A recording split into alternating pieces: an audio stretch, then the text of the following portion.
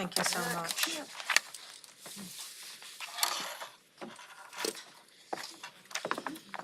Thanks for running. Thank you.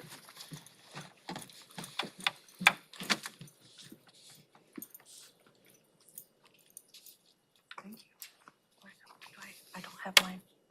What do you need? Name tag. Where is it? That one's, is that one? Oh, okay. It's different than your other name. It's a different one down here. Oh, I was like, wait, I didn't prepare. You ready, Madam Clerk? Ready when you are? I just need to call the, Don't look at me. Chair, ready when you are? all right, let's do it.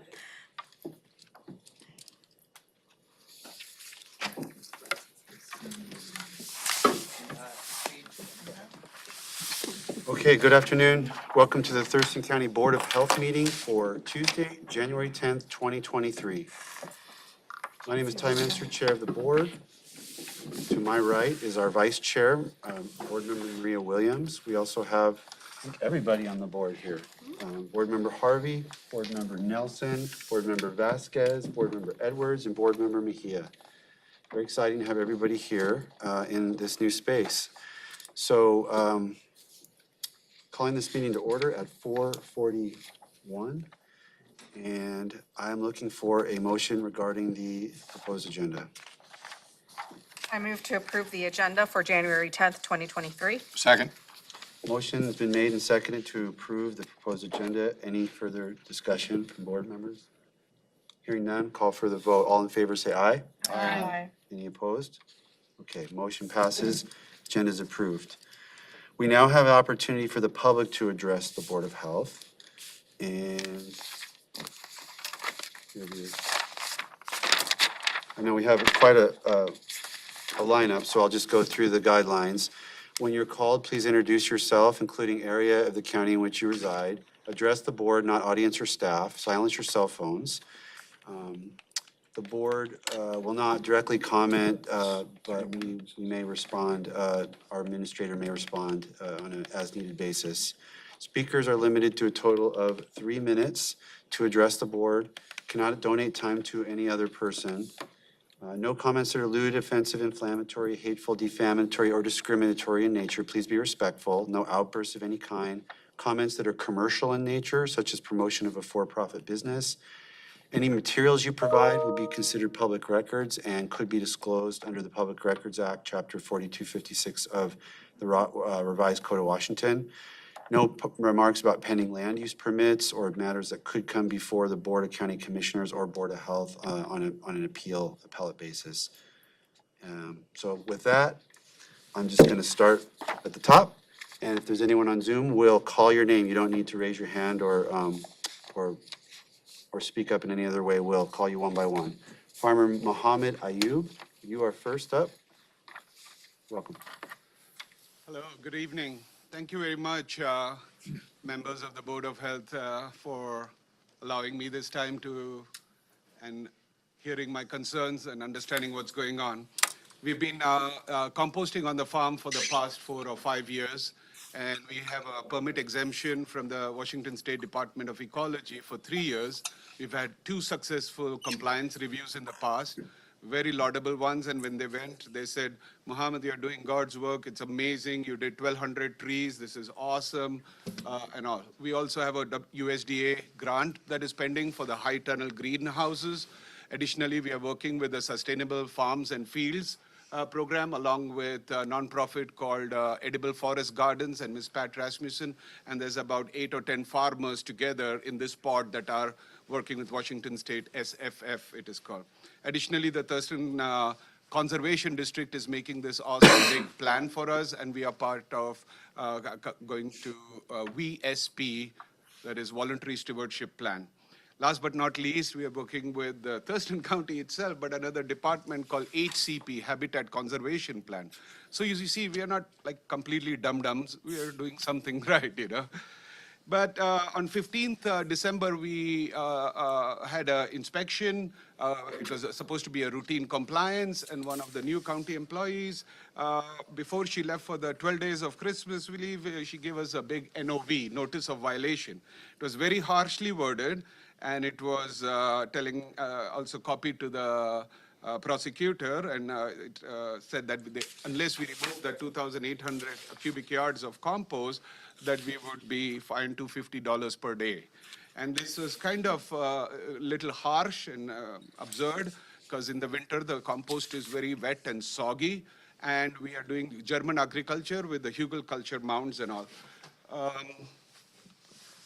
You know, you can see my statement and my PowerPoint presentation that I prepared for you, but I have 59 seconds. I've taken leave from my regular job and driven 24 miles from Madigan Hospital and prepared myself with for this meeting with plausible public embarrassment, speech impediments, all the judgment on the accent and all. Why? Why? Because it's not just about me, it's about all the other farmers. How many farmers must have just given up and now committed harikari on looking at such kind of stupid notices of violation? I mean, think about it, it's pretty harsh, you know? And how many of them will sell their land and they just go away to another county which is much more farmer friendly in the perceptions and all?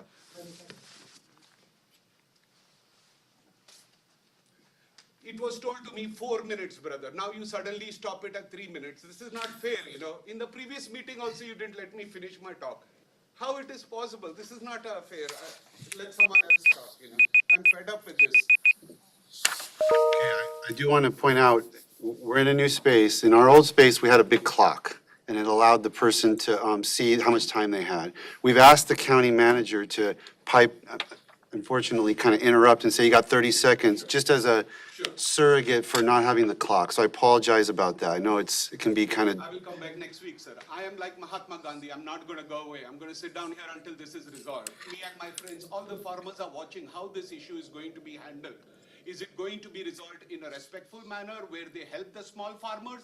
Or is it going to be like a sledgehammer on our heads, you know? Okay, sir, we will address your issue. Thank you, sir. The county commissioners literally heard about this morning, so we will be working through the issues, I promise you. I'm just disappointed.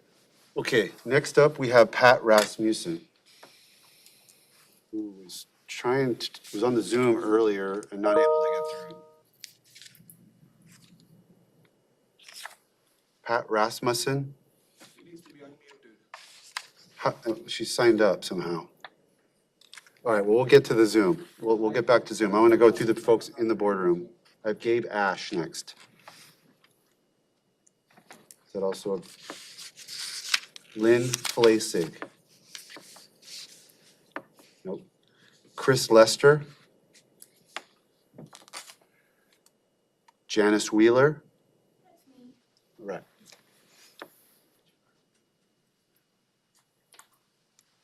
So I prepared a statement. My name is Janice Wheeler. I live in Olympia in Thurston County. I mentioned to the honorable commissioners earlier, as a previous deputy director of a nonprofit that creates school gardens in Snohomish and King counties utilizing compost, I can speak with knowledge of the concerns we're talking about here. I have known Farmer Ayub for over 4 years, and I greatly admire him. Farmer Ayub manages what comes in to be composted with great oversight. I have seen for myself that he does not allow any noxious weeds, garbage, or any kinds of plastics. He uses no poisons or pesticides. He diligently studies and partners with others to knowledgeably apply healthy composting practices. I would like to add, including soil aeration. I have seen this personally, and if you look on his Facebook page, you can see videos of farmer Dr. Ayub turning the compost with his tractors.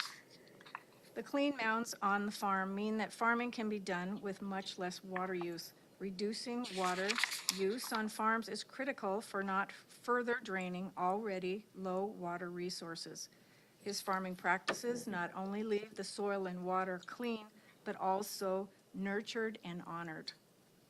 There is substantial evidence Farmer Ayub is not harming anything as the county is fearing. Rather, he is to be admired and supported. Please revoke the violation because it's short-sighted and unjust. Farmer Ayub makes Thurston County a better place to live. Thank you. Thank you. Next, I have Mohammed Manzoor. Thank you. My name is Mohammed Manzoor. I reside at 8854 Shepherd Way, Northeast Washington, Lacey. I'm an active duty service member, retired. I just want to quickly bring some sanity in the room. I apologize. Ayub just became a little emotional. He's put in a lot of hard work towards his farm, and to see his hard work being pointed out in a way that he has become some emotional. So let's excuse him, give him that opportunity to express himself, and thank you all for giving us the opportunity to come here and express our concerns. And I'm here to testify on his behalf as well, or for him actually. I know him from a long time. I'm not going to go into the details, but I want to just talk about a couple things. And thank you, the county manager, for keeping time check. We really appreciate that. We have a lot of training. When I was in the Army, we had a lot of training on diversity and inclusion. And when we spoke about inclusion, we spoke about two things. We spoke about conscious bias and we spoke about unconscious bias. And we were told to work on our unconscious bias, regardless where the situation is, what the circumstances are. And we were told to do that because we had to make a lot of decisions when we were in the field. And they were telling us that when you have unconscious bias, you're going to make judgments with unfiltered analytical data that's going to result in chaos, catastrophic situations, and will be not good for your soldiers. So in this training for inclusion, when we come across two things. One is experience bias and attribution bias. How will I judge myself if the same person does, and how will I judge him if he does that? It should be fair. So Ayub had this notice, and I don't want to go and call the notice what it was, but it was very harsh in a way where he was not given an opportunity to explain himself or even work towards a solution-oriented approach. The whole purpose of these meetings or inspections or having all these departments come to you and talk to you is about education. So when education happens, you should be given ample opportunity to understand and rectify where you're going wrong. It should not be a one-way street, A one-way street is where, you're telling them, comply with this. If not, you can give up and leave. What happens is that it breaks the motivation. It breaks exactly what the purpose, the people started doing the work, and caused a lot of damage, which can be very harmful in the long run. So, I request this committee and everybody here who's present, administrators, officials, to look at this in a larger scheme of things, understand the context, understand the use case, and then try to see where we can educate each other. And he's receptive. He's probably the most receptive person I've met, and then resolve this issue as peacefully as we can. That will be all. Thank you. Go ahead, Board Member Manzoor. I just want to say, thank you for the apology, but it really isn't needed. I understand tensions are high and emotions are high right now. So there's no need to apologize. Might I make mention of something here? Go ahead. This is the information that we received as a board, is that right? That gives all of the particulars, the history, the background of what's leading up to you folks being here today, is that right? Commissioners, It's the written. they have not received that. I was planning to walk through this, if you give me the time this afternoon. Okay. Just trying to clarify something. Thank you. Thank you, sir. Let's go to Zahid Chaudhry. Grab that mic, yeah. Thank you.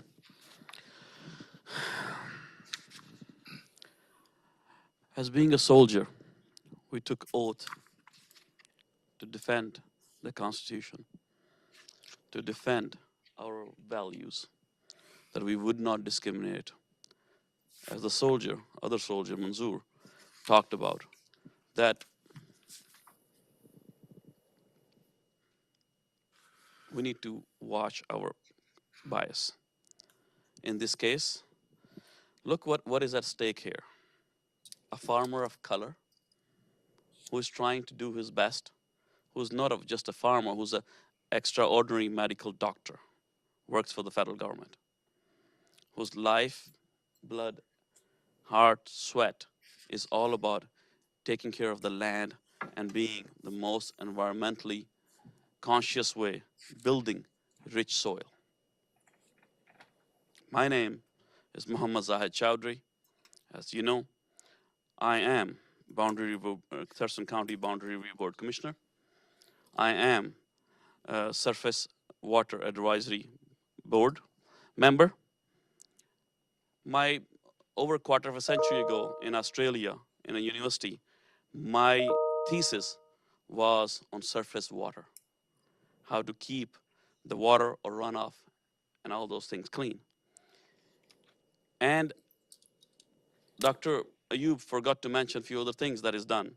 I have taken veterans there to his farm over the years. Veteran suicide prevention project would not have happened without his help.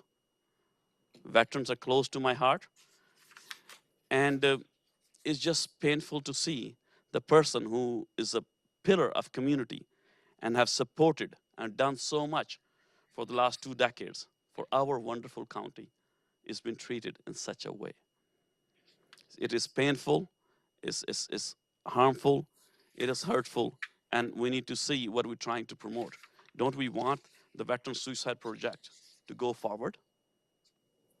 Don't we want veterans projects to get plants from him and compost from him and get their hands dirty and save their lives? The dirt under the nail, the compost from him, it saves veterans' lives. It teaches our students, especially the marginalized, disenfranchised, BIPOC folks, what we do with the land, the closeness. That is his spirit. I've known this person for 20 years, and I know what his passion is. So, the person who does it the most amazing way possible gets a notice of violation is very short-sighted. So all of those factors need to be brought in and thought about very well. Thank you, and you will be hearing from the chief medical doctor of the Naval Hospital, and who is aware of his practices. Thank you. Ann Chaudhry, next. Thank you.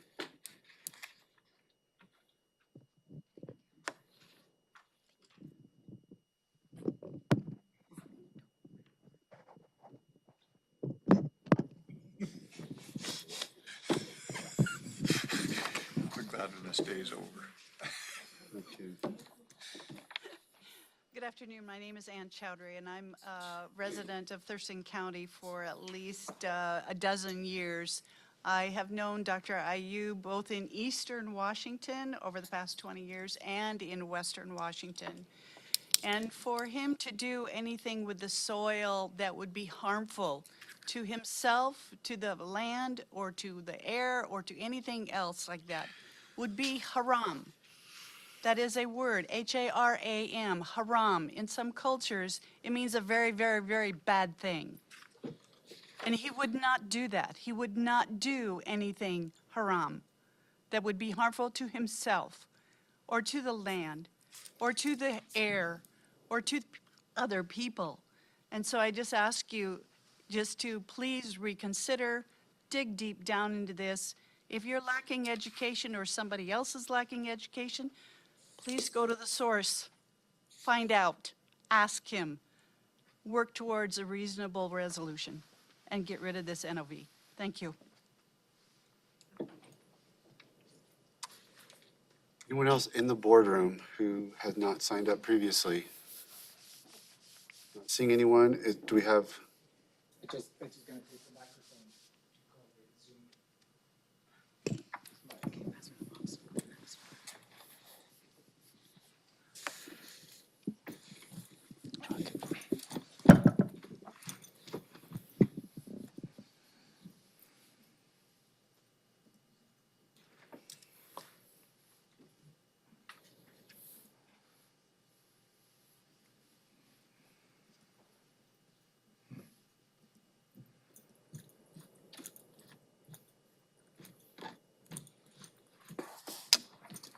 So this is the day to have technical difficulties, so please give me just a minute to log into the Zoom so I can have a good picture as to who is going to be participating in the Zoom.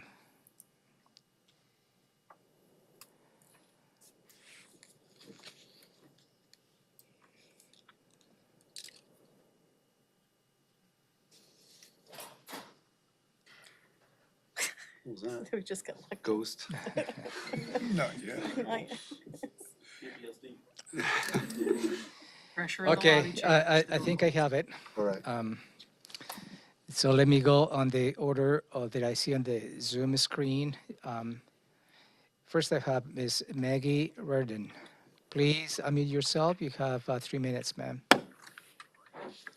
Ms. Maggie Reardon. Yes, Yeah, go Can you- ahead. You have 3 minutes, ma'am. yes. Again, I appeal for the very learned Dr. Ayub, who's a gem for this county and this location. It's an affront that he would receive a notice of violation, which from what I can read and notice, that's just it. There's no reconciling this. There's no discussion. There's no resolving this outside of just complying with the notice of violation. That's wrong. I believe the county is wrong on their charges regarding this. And it benefits no one to have this kind of upheaval. It needs to be resolved with knowledgeable parties discussing this, resolving it, and dealing with this. And with enough time to do so. Again, given the demands of the notice of violation, it seems ludicrous for a volunteer small operator to comply anyway, and is very punitive. So I ask that this notice be revoked and other arrangements and discussions be held. Thank you. Thank you. Next, I have Mr. James Imdan. If I pronounce your name correctly, my apologies if not.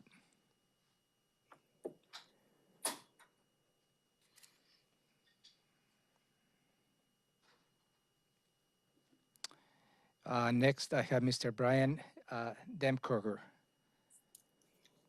Please go ahead, sir. Unmute yourself. You have 3 minutes.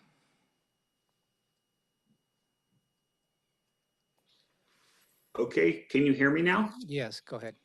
Okay, thanks, Mr. Chairman and board members for the opportunity to speak on behalf of Dr. Ayub.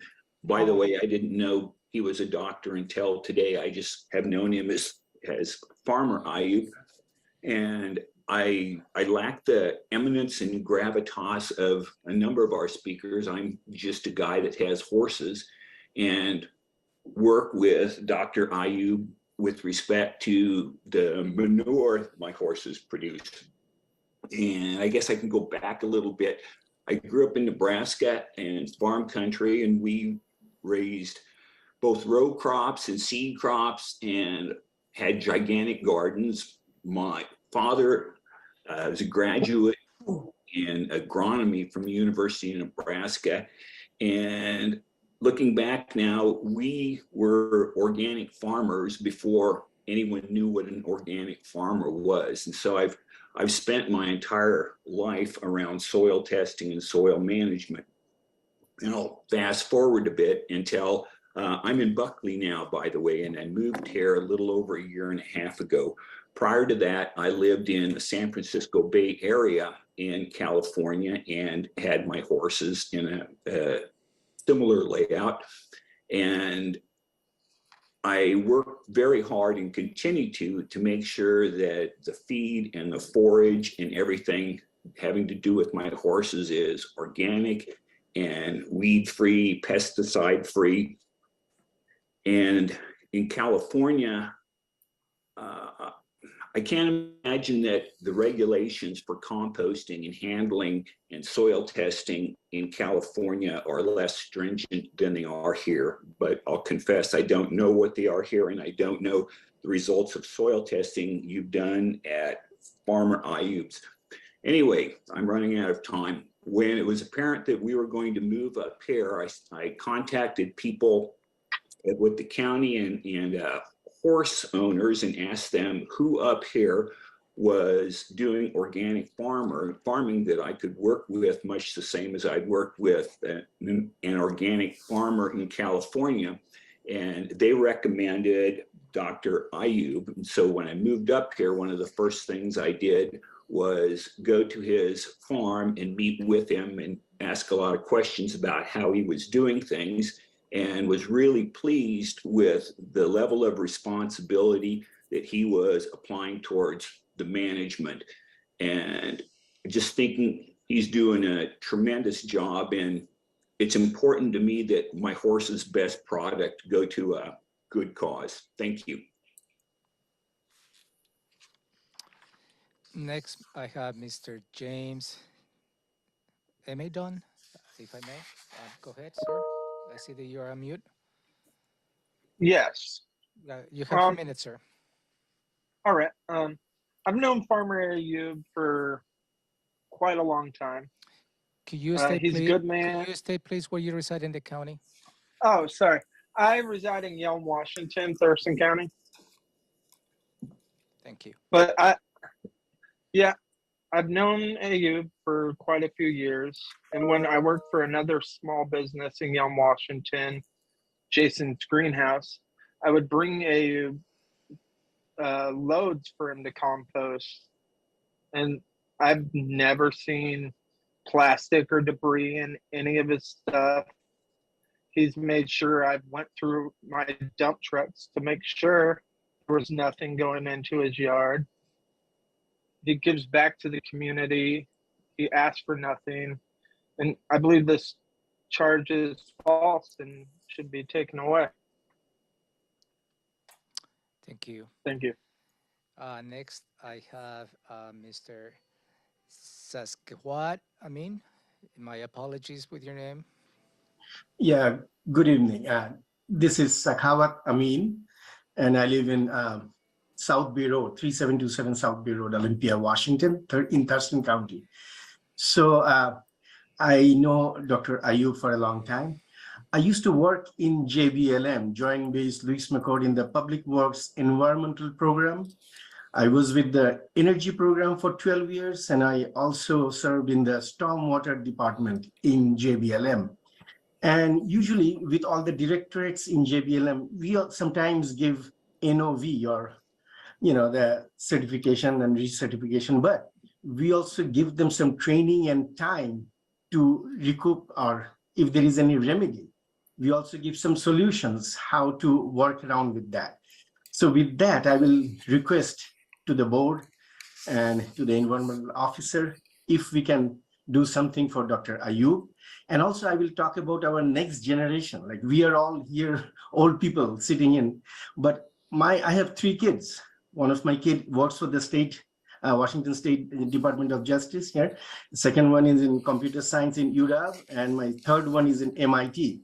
They are all capable kids, and they all like Dr. Ayub's program. They really like the organic stuff and everything. So with that, I will request all the generations, they are following Dr. Ayub. So let's work with him and see what kind of medication we can do. Thank you very much for your time. Thank you. Next, I have Ms. Catherine Damkruger. Go ahead, ma'am, 3 minutes. Hello there. Yes, I'm Catherine Damkruger, and as my husband Brian said, we live in Buckley, Pierce County, and we just came here about 1.5 years ago. So I just second everything he said, and would like to add that from the first day we went out there to talk to him and look at his land and his processes, it was just immediately evident his passion for the environment and for the work he was doing. His understanding of all the processes and everything he was working with, and also recognition of all the good and people this was helping. After being on his property and seeing what he was doing, I was absolutely stunned to hear that he received a citation. Everything we saw with regard to how his operation was working was just top notch. And again, it's just stunning that there were issues found with what he was doing. Again, we've been working with him for a year and a half, and through it all, everything has been wonderful. That's it. Just wanted to support him. Thank you. Next, I have Avery Leaf.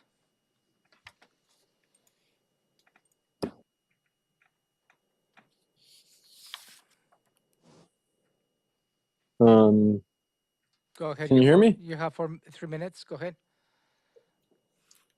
Hey, can I get confirmation that y'all can hear me? Yep, Yeah, we we hear can you hear right- you. very Can you well. stay? Okay, Can you great. stay where you reside in the county, please? So I reside in Olympia, Washington, and have been working with Farmer Ayub for quite a number of years. And everything that we've been doing has been really net positive for the land, the people, and the community. It's really an act of generosity for him to be loaning his land for the quote unquote waste products, organic waste products of other local small businesses and people. And he's created a system of regeneration and soil production that has immensely benefited my garden, many others' gardens, and will continue to do so through permaculture practices, which are not just are the antithesis of the kind of wasteful, like this is a long-term vision for the health of the land in the community, and it's already begun to replenish and flourish. And so this system that he has been a part of co-creating is absolutely fantastic and healthy, and certainly well aerated, as all my plants last year and the year before could tell you. And this operation really is a gift to the health of the community, and should be viewed as such. Thank you. Thank you. Next, I have Ms. Burkill O'Reilly. Go ahead for 3 minutes, ma'am. Hi, everyone. I feel really grateful to be here with you all today to have this platform and this space where community members can come and voice their opinions and insight and experiences of just how impactful Farmer Ayub's work has been. It's astounding to see so many different walks of life coming together and rallying to support this one person and his mission that is so revolutionary. You know, it's amazing for one person to feel so inspired by advocating for working with systems that are regenerative and supportive to the earth, not only for, you know, the earth's well-being, but the reciprocity in supporting the community just shines so apparently with seeing all of these people come together. I have been to his farm a few times, and every single time have just been so overjoyed with just seeing his passion for caring for other people in the most humble and most like authentic kind of way. He just gives, like someone else said, without expecting anything back. I've seen him host community resource education opportunities. He, you know, I don't have to speak on behalf of his characters because so many people have. I will speak on the behalf of these systems that we've enacted of imposing penalties without the ability for communication and growth and mutual understanding. I think we should be changing our systems to informing one another and to working in collaboration instead of just shutting a person down and penalizing them to the point of not being able to live their life. You know, he has a family, he has kids, he's such a pillar of support to the community. And I think that the committees at hand and our government structures would be really benefited to step into a place of cooperation and mutual uplifting support instead of harsh, unfair, relentless penalties. So yeah, I hope that everyone's love touches the hearts of everyone who can make change and that the farmers continue to be supported. Thank you. Thank you. Next, I have Mr. Eric Rasmussen. You have 3 minutes, sir. Thank you very much, and thank you for allowing me to take a moment to express my support for Dr. Muhammad Ayub. My name is Eric Rasmussen, and I'm a professor of medicine at the School of Public Health at the University of Washington in Seattle. I spent 25 years as a physician on active duty with the U.S. Navy and 3 deployments to Bosnia, 2 to Afghanistan, and spent 9 months in Iraq. I've also worked in refugee camps in Kenya, Angola, and Myanmar, and I recently returned from Ukraine. Each of those countries has a profoundly damaged agricultural sector, and I've watched kids die of malnutrition in each of them. Dr. Ayub is specifically running a farm that can safely produce food anywhere in the world to reduce such risks. Dr. Ayub is both a superb physician with an excellent reputation and a meticulous farmer who echoes his care for people in his care for the earth. His farming practice generates healthy food using the German process called hugelkultur, a well-recognized and admired technique considered to be a valuable component of regenerative agriculture, returning organic material back to damaged soil. Dr. Ayub and his farm have been models of safety and of healthy food production for years and have served as an educational focus around greenhouse management, honeybee preservation, rainwater harvesting, hugelkultur, and composting. His farm is a sterling example of what's best in American agriculture, creating healthy food while rebuilding damaged soil and teaching freely at every step. Dr. Ayub has met or exceeded every law, regulatory guideline, and best practice for years and has been well recognized for his efforts. This citation seems to be a misunderstanding of a safe and admired but unfamiliar technique.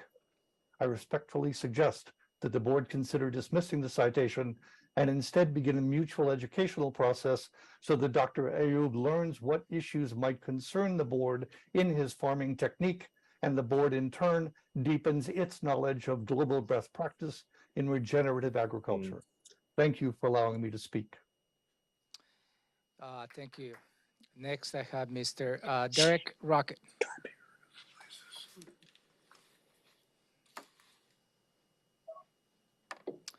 Next, I have, go ahead, sir. Mr. Yeah, Rocket. I'm not here to speak. I'm here to listen. I appreciate it. Thank you for your time. Okay, thank you. Next, I have Mr. Nathaniel Zibel.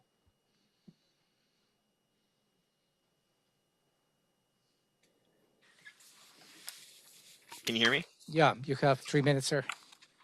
All right. I've live in Yelm, Washington, Thurston County. I've known Ayub for about a year. I've helped him on the farm. He's done a lot. Sorry. He's sorry, I'm getting a little emotional.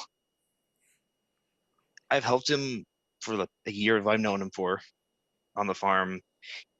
It amazes me how well he keeps his farm in condition. And for him to get this citation it shocks me. For a man who dedicates so much time, energy, and like I said, it just amazes me.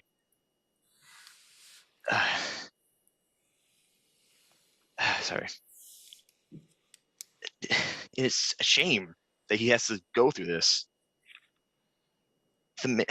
He's one of the kindest people I've known, and for this to happen, it really sucks.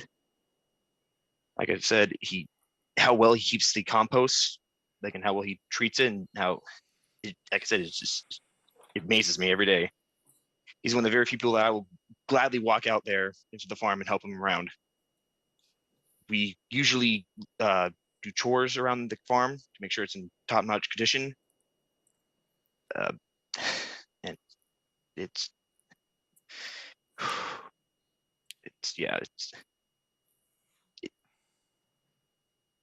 I'm sorry, I gotta end it here. I'm about to tear up. Thank you. Thank you. Next, I have Miss Ann Lake. Hi there. Can you hear me okay? Yes, ma'am. Please state where you reside in the county. You have 3 minutes. I live in Yelm, Washington, and I'm a resident of Thurston County. I have known Muhammad Ayub for more than 12 years, and I live on the farm, and I have my honeybees there, and I have an ongoing, continued experience with being able to see him actively pursuing day to day follow through on making sure that what comes onto the farm is compliant with the standards of the industry for permaculture practice, for organic farming, for making sure that the noxious weeds don't become more problematic, to reduce the impact of environmental damage that is occurring in Thurston County, that Thurston County has really, promoted on their social media and their internet information that they are saying we want these changes, but then when we are getting a notice of violation for these farm practices, it's completely contrary to what their mission statement is, for saying that they're environmentally trying to make changes that will reduce the climate impact that is occurring to us. So I know that this is really breaking his heart, that he has been pretty much, accused of doing something that is absolutely not the way he practices his farming. This man is thorough and very careful to ensure that he does things correctly. And I just want to put my support out there that I advocate for this notice of violation to be removed, please. That's all. Thank you. Next, I have Miss Maggie Reardon.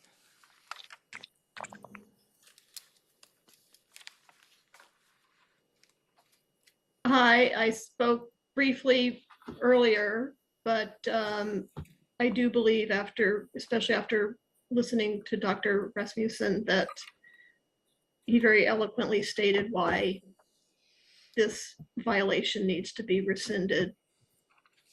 Thank you. Thank you. And last, I have the name of Sakina Hunt. Yes, I completely and totally and wholly support Dr. Ayub. I lived on the farm for the better part of almost 2 years, if not 2 years. I've known Dr. Ayub personally for a good part of 20 years.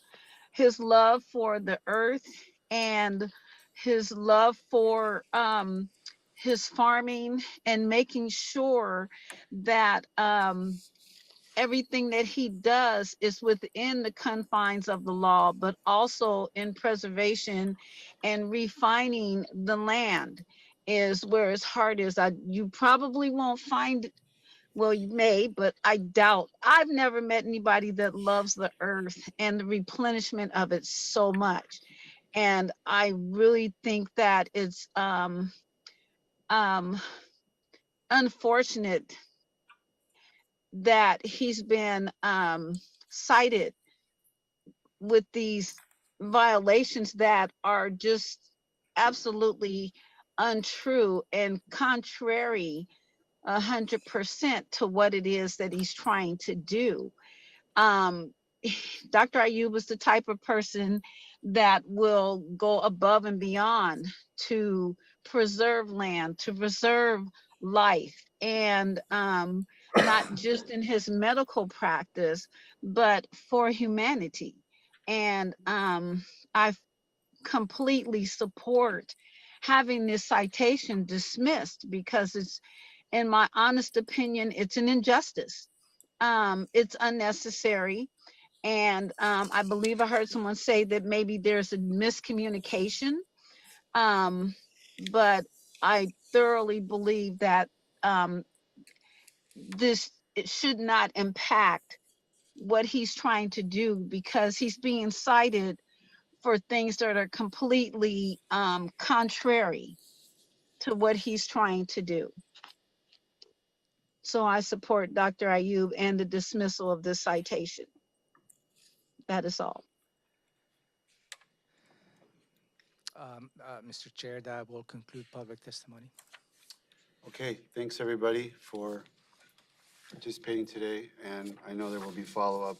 County Manager, I guess board heard a little bit about this earlier in the day. We have new Board of Health members. Yeah. Did you want to walk through just a little skeleton of what the context of what we're Yeah, addressing? let me give a little bit of a background. And what I'm about to say, by no means is trying to undermine Dr. Ayub's character or intentions. This is just a little perspective from the county's point of view. So please accept that as stated. So for the new board members of the Board of Health, Dancing Goats and Singing Chickens is an organic farm that is located in 14062 Yelm Highway Avenue outside of Yelm. They started operations back in February 14, 2017.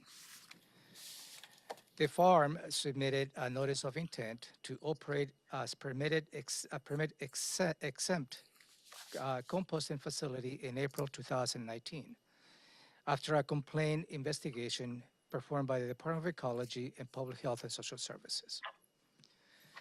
The notice of intent exception form is a self-attestation that is required to be provided to the county and the appropriate Department of Ecology regional offices before the activity has commenced.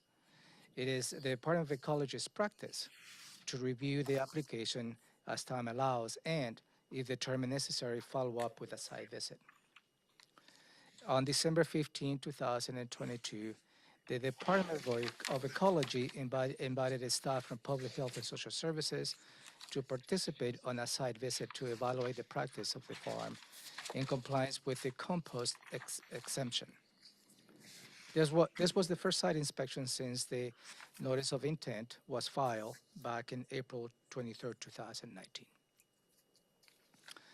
The Department of Ecology and Public Health staff determined the methods employed were not composting and did not meet the composting as permitted exemption criteria in the state law.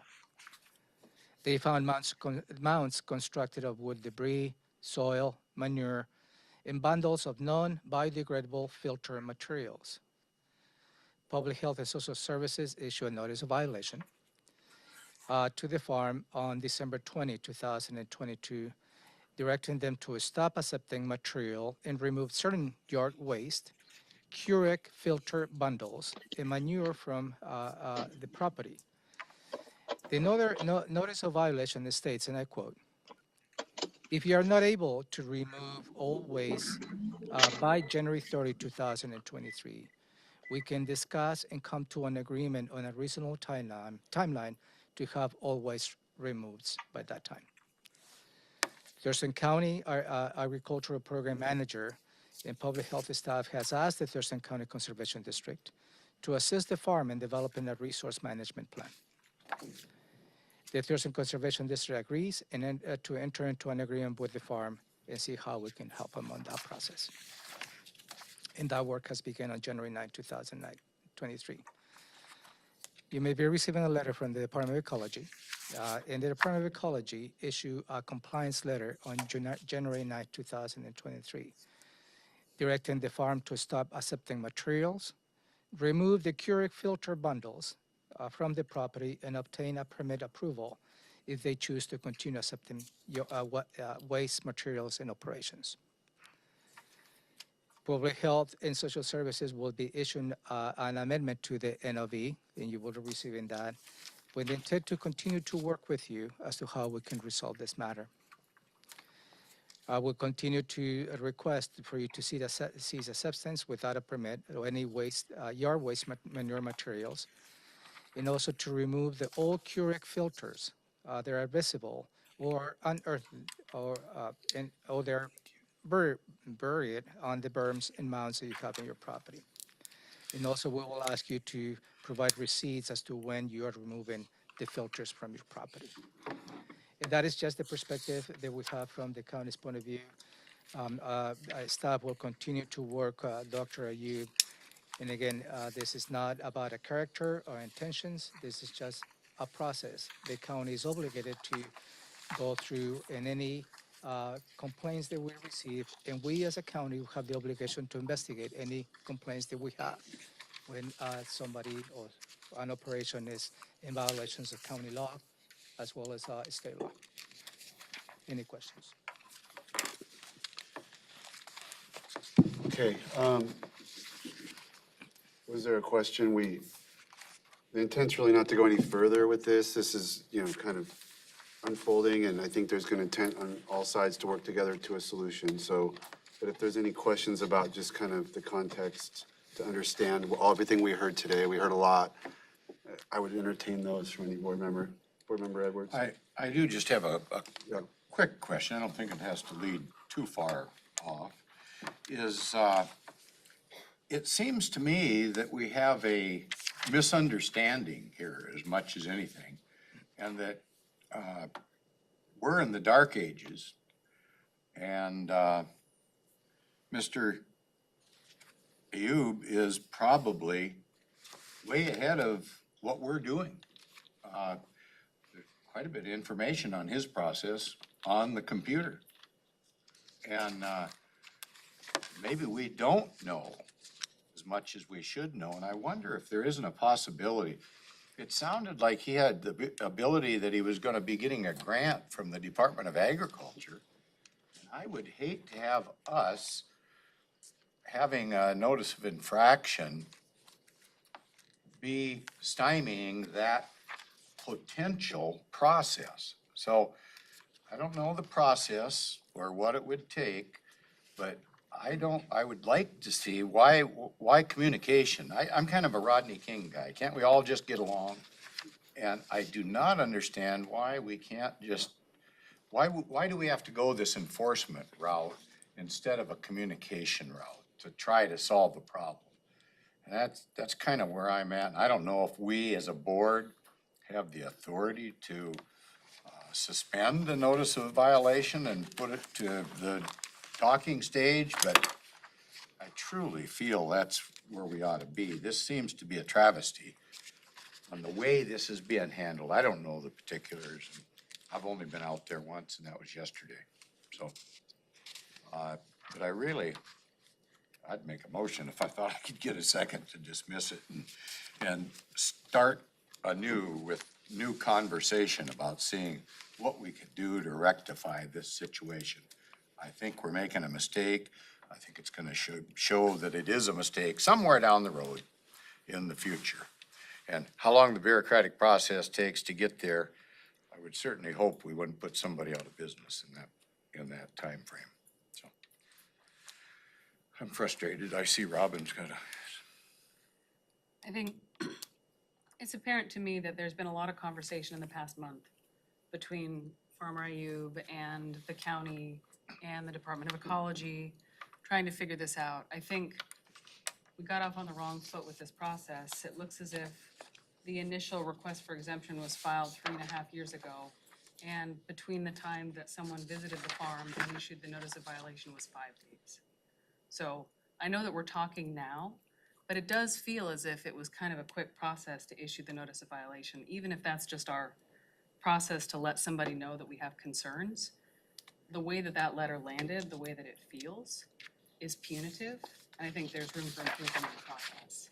It sounds as though we're already talking. There's a lot of communication going on between ecology and the county and the farm. And I want to see that continue.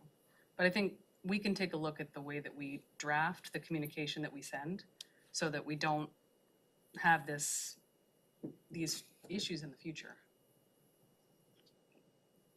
Does this fall under, I know it's public health, so maybe it's different, but I know when I joined the board, there had been a recent change of process whereby the whole county compliance process got changed in the code. A notice of violation, which feels very like a big deal to someone that receives it, but it's really just, hey, we need to talk. And it was set up to where you could not actually sanction someone with monetary sanctions until a process had been gone through.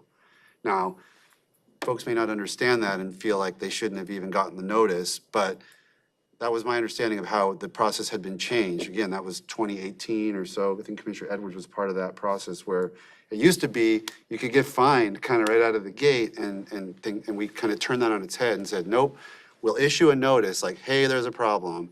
Then we go through a process. And then if you don't, if we can't work something out, a fine could come down the road. But if that's the process that we're dealing with, I think, I always try to let people know the notice of violation feels like a big deal, but it's really just the beginning of a conversation to try to resolve things. And that's seems like how it's structured when the county manager went through the thing. Again, I agree with you. Getting a inspection on the 15th and then on the 20th, you've got a letter saying your violation, that feels like somebody's already made a judgment. But I don't think that's the intent. I'm looking at the county manager kind of, or maybe, I know we have a brand new health director. I know Art's here. Put David on the spot, but I absolutely that's on point, and I understand the label of a letter, is the first impression, and that's probably what we have in here is the notice of violation of a code. And I think what makes it a little bit more interesting is not necessarily a violation of the county code, is the Department of Ecology is also part of the violation of a state law, depending on the definition what composting is. And this is an interesting relationship that we have with the Department of Ecology. And that is why the Department of Ecology always takes the lead and brings the county, because the county is the one who issues a permit. And that's how that works. It's really what we're talking about is the definition. The Department of Ecology determines whether the activities currently operating are within the exempt activities. That's what it is. And I appreciate that perspective, Commissioner Menser, because this is just the beginning. We're committed to work with you as to how we can resolve this matter. Because on the other end, we also have an obligation as a county government to make sure that we take actions when we have a complaint of some sort or potential violations of the state law in county code. So this is not and because this is, I apologize if it comes about punitive, but that's the approach that we need to take. I just want to be sure that you're repeating 2-3 things and platitudes. I just want to be sure there's no complaint. There's a routine check the box. Right. No, I just want you to clarify so that. I clarified. I believe I believe the complaint was in back in 2019. 2018. Yeah, and that's how Came and checked and there was no flies and permit or anything. Just want to be sure. and that's how the notice. Don't somehow leave things hanging because that leaves Appreciate open door to people thinking, oh, maybe it was easy. There was no stinkers, no flies, there's no vermin or anything. Our brand process is jeopardized by this. We're not going to rest until you can remove the violation and give us a letter of non-compliance or something else you want to call it. But it's not a violation. So maybe if you will continue pushing this and saying, oh, it is justified, it's a euphemism, we'll stop using those kind of euphemisms because violation sounds like rape. It's very heavy word. So perhaps you can remove it, your honorable self, and then just give us a letter of compliance or non-compliance, perhaps. Thank you. Thank you for your Mr. perspective. Chairman? We do need to move on. Yes, sir. Oh, And we don't usually even engage this kind of dialogue, but this has been an unusual situation. We've gotten an hour's worth of folks at 2 PM and now another hour. So I did want to kind of, and this is brand new. I mean, we're Yeah, from it's the more commission's perspective. conversation needs to occur. So there will be more to come. And I wanted the Board of Health to have a little more context because we meet monthly. And you gave them a lot of information and they aren't necessarily going to hear the follow-up. So we've got your packet and we've got a lot of information. Board Member Vasquez. One more clarifying question. What is the difference between a notice of violation and a notice of non-compliance procedurally? What's the distance between those notices? I don't know if we have a notice of compliance. This is a term they just came up today. I'm Art Starian. The health department issues a notice of violation. Yeah. The Department of Ecology issued a letter of correction. We don't issue anything called a notice of non-compliance. That's not a thing. That's not part of our. It's just a different term, okay. Might I do a follow-up to the county manager, sir? What's the difference? Who decides what a letter of non-compliance is, or is it a notice of violation? Somebody just came up with that? We're gonna come up with something? Is there a code? It is the Thurston County Board of County Commissioners when you approve the code.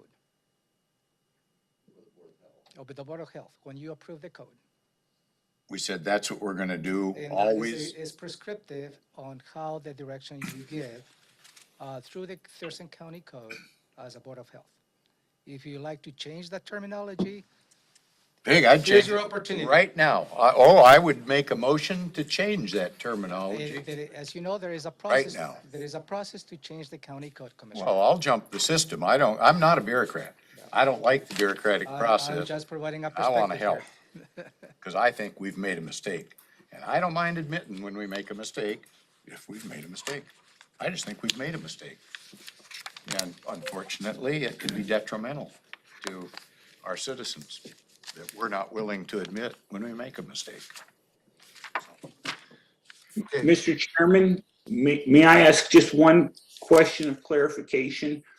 And I might not have followed this correctly, but I understand that the notice Farmer Ayub received was the beginning of a process. I don't know, I don't understand how that meshes with the directive to remove material or face punitive damages immediately. I agree with that. I don't have the letter in front of me. I understood that there was an invitation to debate the timeline and how that would be managed. The point is that he would not have gotten on that timeline a fine, a penalty under the penalty schedule in the code. That would not have happened in that order based on the way Thurston County Code is structured. So a notice of violation can lead to a penalty, but it precedes a penalty is what I was trying to say. Hopefully that clarifies. We do need to move forward. Item 3 is introduction of a new Public Health and Social Services Director. And I'm going to turn to our interim. There's an overlap here, Kurt. You're still our interim director, if I remember correctly, the timing of that. So why don't you lay this out for us? Kurt Harden, Interim Director of Public Health and Social Services, and I would like to introduce David Bain, who's been selected and appointed as the. Okay, let me start over. Kurt Harden, Interim Director for Public Health and Social Services. I would like to introduce David Bain, who's been appointed and selected as the new Director of Public Health and Social Services. David started on December 27th. And I want to say a couple things. First of all, David comes to us from Department of Health here, Washington State Department of Health, but he is a resident here in Thurston County, so he understands our local issues. He's worked at Department of Health for 4 years. Previous to that, he was in Georgia, worked in the Georgia legislature, and he's worked through the difficult challenges and understands what public health has gone through in the last 3 years with COVID. He understands that, but he also understands public health before COVID, and so he also understands where to take public health post-COVID. So with that, I wanted to turn it over to David and ask if he had a couple comments he wanted to make. Yeah, thanks, Kurt, and thanks, members of the board. I'm excited to be here today. I'm going to keep this really brief. I just really wanted to say welcome to the board. It's exciting for me to come in at a time when you are also starting, and a chance for us to really kind of form what our future looks like together as the board and as the department. Like Kurt said, I came from the Department of Health at the state level, and in that role, I actually worked really closely with the local health jurisdictions across the state. So I have a lot of respect for the work that's been done at the local level. I really just excited to be at the county. Like Kurt said, I live here, I live in Olympia. I've got a 5-year-old daughter. It goes to Madison Elementary School. So I'm a new kindergarten dad, which has been great to add that to my resume. In terms of my vision for the department, I wanted to just start by saying thanks to Kurt. He stepped in and went above and beyond over the last year, and the department is better for it. I feel lucky to have him on board during a transition time period. Not everybody gets to have that privilege of having someone who can give you that time to process and to give you the answers to the questions you might have. And so I feel really lucky and grateful. So thank you, Kurt, for that, for your service there. Moving forward, I think Kurt mentioned this. COVID has been such a driving force for the department over the last couple of years, and it's going to continue to be part of what we do, what we focus on. But there's so much more. You guys know this. We need to think, I think, as a department about what our future looks like beyond just emergency. It's easy to get caught in kind of a fire-to-fire mode where you're just fighting the next emergency, and I think we also need to think a little bit bigger as well. We've got great staff, but we have staff that are also really burnt out. We've asked a lot of our staff for the last couple of years, and I want to be thoughtful about the way that we use our staff, making sure they're well-resourced and as rested as they can be moving forward as well. But yeah, I'm excited working with each of you, and I look forward to setting a good tone for the county and public health going forward. So thank you. Do you have any questions for Anna? Welcome. Board Member Edwards. I got to be a part of that interview process, so I'm not going to drag this out, but I just want to let you know those lambs are getting closer. All right, thank you, David. Really excited to have you. Okay, next item is something of a business item before we get to a more substantive item, and it is looking at the Board of Health proclamation schedule. I didn't get the updated list. Looks like everybody else did, so I'll share with the vice chair here. So let me just kind of if I could, just give an overview. So we do proclamations with the Board of County Commissioners. Some of them, though, relate to health, and a lot of them do, actually. And so we picked a couple that will be on the Board of County Commissioners, but kind of these were the leftovers, or the ones that didn't make the 2023. We don't have to do all of these. We don't have to do any of these, but the idea was to kind of let us kind of go through and see which ones we thought were important enough to do. We typically like to do one, unless there's a really good reason, we try not to do more than one per meeting, because as you can see, we have unexpected public comments, and sometimes we're backed up because of the Board of County Commissioners meetings, so just in every respect to everyone's time. So, but we thought we would tick through these and see if the board members had any strong feelings, and especially where there's 2 or 3, maybe we just have a brief discussion and try to pick one to go. So with January, we've got potentially maternal health awareness. Now that's, I'm looking to miss, we're not doing that today, so that's maybe for next year. Let's go to February. We've got National Children's Dental Health Month and American Heart Health Month. So are we just selecting one? That's the, yeah, I mean, if you want to make an argument that there's both, if you want to make an argument for 2 and in one instance, then certainly we can discuss that, but I think the goal is maybe to pick one or 0 if we feel like it's not, I almost threw out the idea of doing 6 of them, every other month doing one, but there's so many, and we've done these are all things for the most part that we've done once or twice in the past, not every year, but some years. Some of these might be new. So February, anybody want to lobby for a particular I'm getting my list. dental health? I would say dental health. We have a very high rate of dental caries for kids.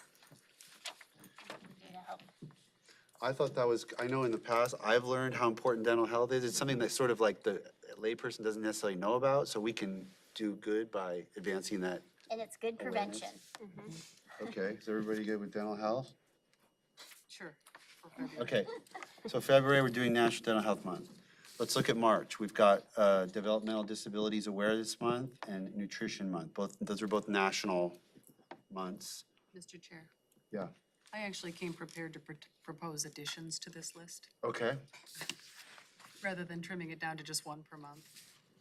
In March, for instance, International Women's Day is celebrated globally, and Trans Day of Visibility also, so that would be just days instead of whole months, but March 8th is International Women's Day, and Trans Day of Visibility is the 31st of March.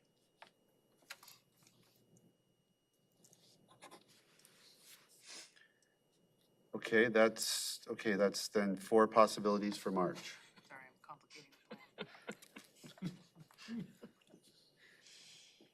plan. You know, we're thinking about the connection to health too as well. I mean, I understand how those would potentially connect, but that was kind of our thought process when we were deciding between Board of County Commissioners versus Board of Health. So when we do these proclamations, is this tying to some sort of community education, or is there sort of a process, or are we just saying, hey, everybody pay attention to this? The process is, we would usually try to get a key community member or group that works in that area to kind of give us a short presentation. You know, it could be 5, could be 10 minutes. We ask some questions to kind of elevate, you know, add an education component and elevate the, you know, community awareness piece. That's kind of how we would typically do it. I think I vote for developmental disabilities for the month of March. Any other thoughts? I'd like to agree with Trans Day of Visibility. We have huge suicide and depression rates in our trans community. With the developmental and disabilities, we did that one last year, and I at least received a lot of feedback on ways we could have done it better. In terms of, they felt it was, and there wasn't really kind of a lot of participation. I think, so I mean, I would be in support of either one, but that was just kind of the feedback I got last year for that one, because I know that's one we did. Just throwing it out there. Concerned that we didn't do it right, or Yeah. could have done it better? Yeah, we could have done it better. Nothing specific? It felt like, the comments I got, that it was, it didn't really educate. It was almost like a too good to be true kind of proclamation, instead of kind of really addressing the situations or the hardships that It's too feel good, Yeah. not reality based. not reality based. So Was there an organization in particular? yeah, and they provided feedback, and they provided feedback to staff on it as well. So, but I'm just kind of throwing it out there on if we are to do it, then I think there has to be a little bit more coordination, because I would hate to get those same comments again this year. Yeah, okay, it's good to know. I'm just wondering about the logistics of having so many different proclamations that are all important topics. And if we proclaim everything, are we proclaiming anything, I'm gonna say. So Denying another. how can we realistically do more than 1 or 2 with substance and to address it properly and stuff. So I don't know, I'm just throwing that out, that, you know, there's a lot of very important issues out there. And we're one Board of Health, we meet once a month. And, is it gonna be all about proclamations and groups, and how much time do we have to commit to taking a photo? And I'm not saying there's anything wrong with any of it, I'm just saying, there's only so much room in the lifeboat. You've heard me use that term on other topics. And this is very similar to that. I've been a proponent of 0 to 1 per meeting, so I'll put my cards on the table. I don't like to do, I think trying to do 2 or 3, it's too much for what the time we have. Board Member Vasquez. I'm your friendly neighboring jurisdiction representative from the city of Lacey, and we do multiple proclamations sometimes in the same meeting, and it's coordinated that we would have someone from an organization impacted by the proclamation come and accept it. So I've seen it done where you could do 2 proclamations in a day during a meeting and not have it get in the way of accomplishing other business. Is it usually limited to like 5 or 10 minutes? We did 2 today. Yeah, Yeah. we've done it as well, like it's not, and the reason, I mean,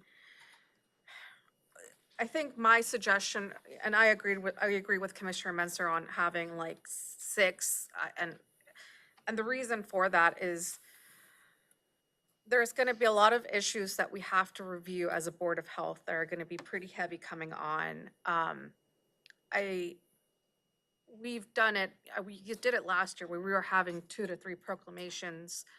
And then we were having, 2 to 3 at the Board of Health as well. And at a certain point, it feels like you're kind of just going through the motions. And I think it's just best when we pay attention to a particular group who's joining us as a guest, who's made an effort to come here, to have,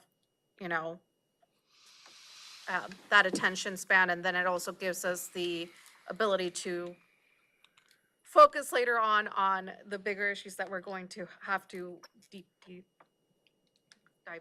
into. What we got in problem with the Board of County Commissioners, we had a list, and if we did it one year, we would just carry it over to the next year, even though the community group may have evaporated. And then we were doing them and nobody was even here. When there's somebody from the community that can come and talk, and it's really, it's valuable, I think. It's not that valuable when you're just checking a box, no one's here, you just did it, you're doing it because you did it last year. Yeah. So that's where I was, but. Yeah, and there were a couple where people, like, we were doing the outreach for community members to come or organizations and they weren't coming. So I think that's one thing we have to think about too, if we're gonna do a proclamation. Who is it that we're going to have come and receive that proclamation? Trans Day of Visibility. Stonewall Youth, Pizza Clatch, there are a PFLAG, number of yeah. organizations, PFLAG. I mean, that, Can I just? yeah. So I know lack of awareness can usually be a very big barrier, and as leaders, I think we should have a lot of that awareness. So I think this proclamation, at least once a month, is pretty valuable, especially if we're only meeting once a month. Okay. Well, I'm happy to pick one per month if that's, you just have to pick it. Got to vote for trans day of visibility, vote for disabilities, minimal disabilities. I'd support trans day of visibility because I know the statistics on that are very concerning. Are we trying to pick one for each month? Pick one for right now? March, yeah. Oh, for March? Yeah. And we're gonna vote on it? We've got 4 choices right now. The 2 that are there and Board Member Vasquez added International Women's Day and Trans Day of Visibility as 2 additional possibilities.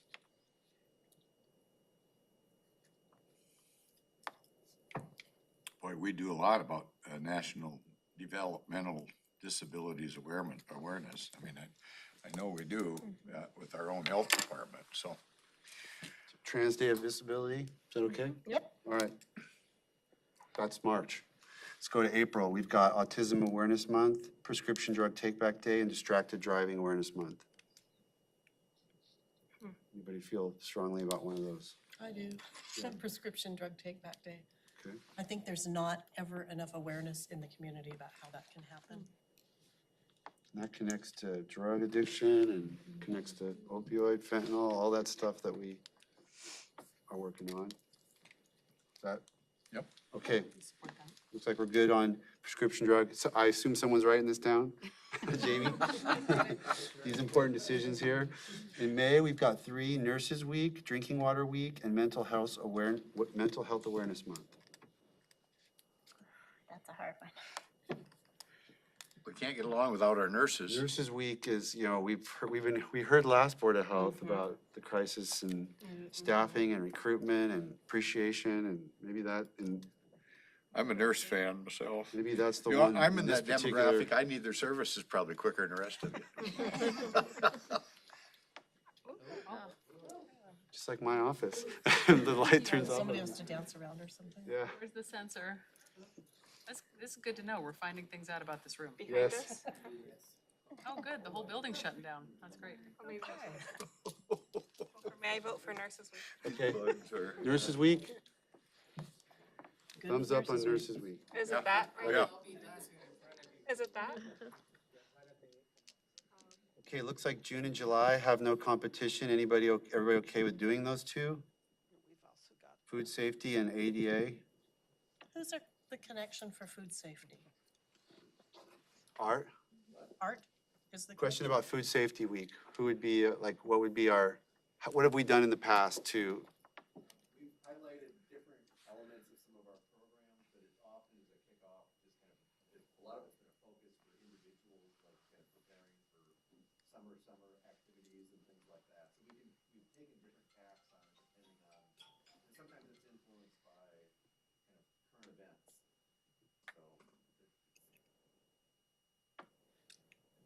So do we want to do it? You have to have it? Take June off.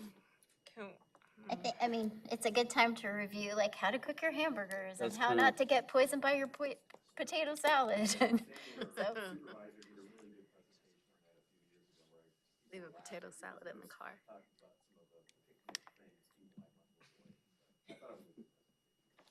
What about awareness on compost?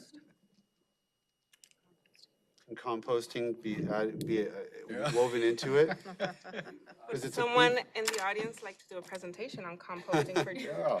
Wouldn't that be something? We know where to go for expertise. All right.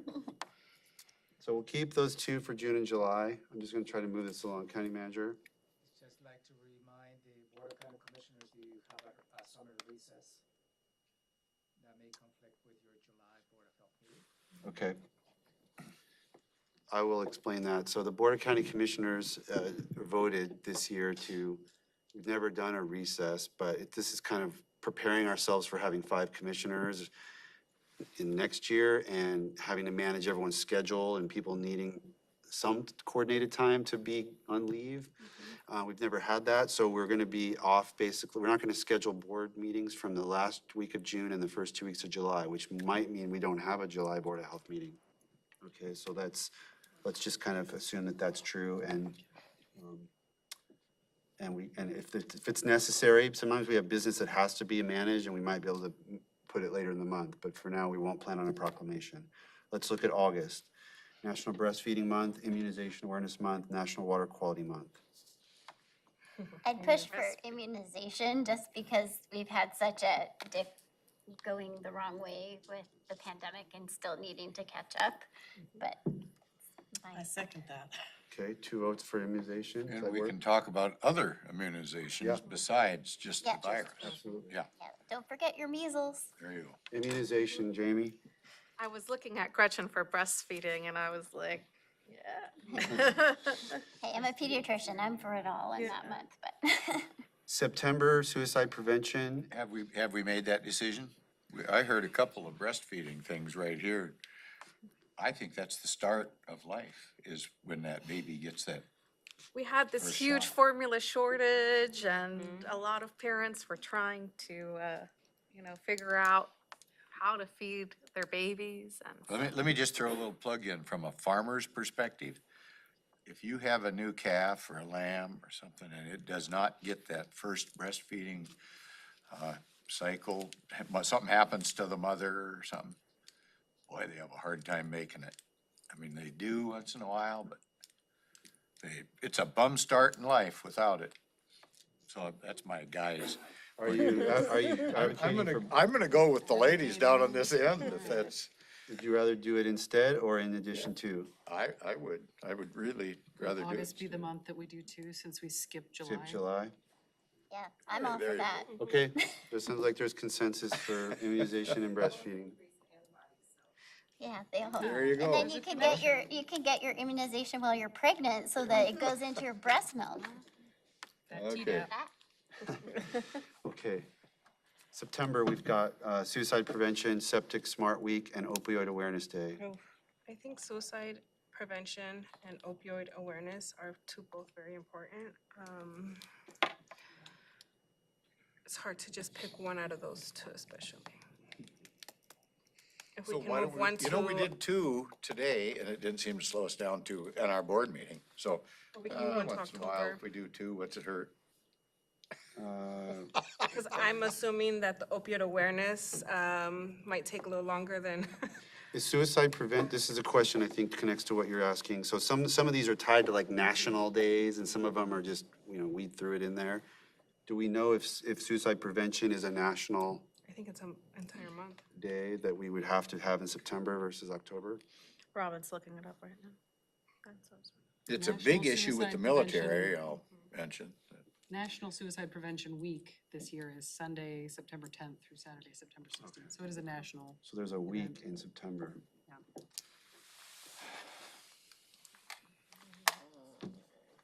September 10th, and that would be right around the time. There is a National Suicide Prevention Awareness Month.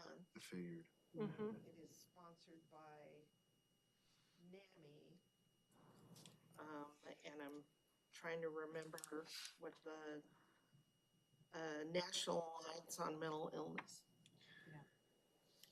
I might argue that so I think we're gonna end up talking a lot about opioids this year because of the settlement and because of policy issues that we're gonna have to discuss.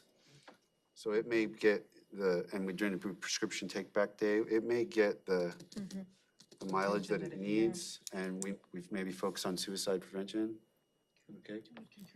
Okay. Sounds good to me. All right, so there we go for September. Could we invite the coroner to that? I mean, suicide rates have gone up in Thurston County and he has this, up-to-date statistics on that, so. Yeah, I'm sure there's a number of different avenues we could do to have, but include the coroner. October, Children's Health Month, National Walk to School Month. I mean, can't those be combined? Rural America, it doesn't really apply. Kids really don't Don't walk go to to school school, anymore. it's so far. They ride the school bus, so it doesn't apply to everybody. Yeah. Voting But, for Children's Health then? yeah, Children's Health Month is everybody. Agreed. Okay with Children's Health? All right, Children's Health Month. There is not one for November. And then just impaired driving. That is that's a good reason why we didn't do distracted driving in April if we've got impaired driving in December. So I think before the holidays. everybody good with all Yeah. of those? All right. And also then you can stress the cannabis piece. Yep, that's right. Okay, thank you so much. That'll help. Okay, now, we've got a topic here.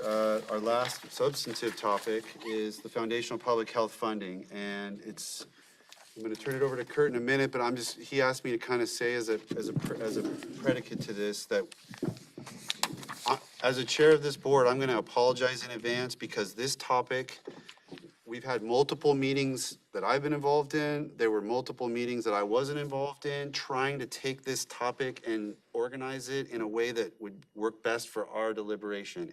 It seems very difficult to do. It's gonna be better next year when we can lay out a more lengthy process, but we're on a kind of a compressed situation where we have money that has to be spent by June 30th. We do not have the latitude to take more time to make decisions about that. We're hoping this board can endorse recommendations that will go to the Board of County Commissioners.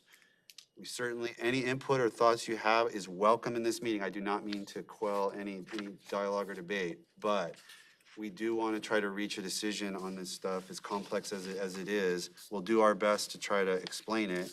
I can tell you the county commissioners we're struggling with this, and I can only imagine that the new board members will find it that much more complicated. But Kurt's going to try to walk us through it with some new organization, and ask any questions you have, please, and we'll see if we can get some decisions made. Okay. Thank you, Chair. Again, Kurt Harden, Interim Director of Public Health and Social Services. And I'm going to start off by echoing what the Chair just said, and keeping in mind that we have an issue with new Board of Health, a process where the state just gave us the money this past summer.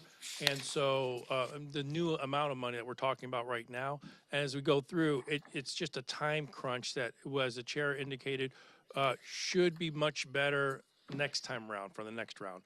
And then the other piece I was going to say is, for those of you who are not aware, some of you are, the state has a fiscal year of July 1st to June 30th. The county's fiscal year is January 1st to December 31st.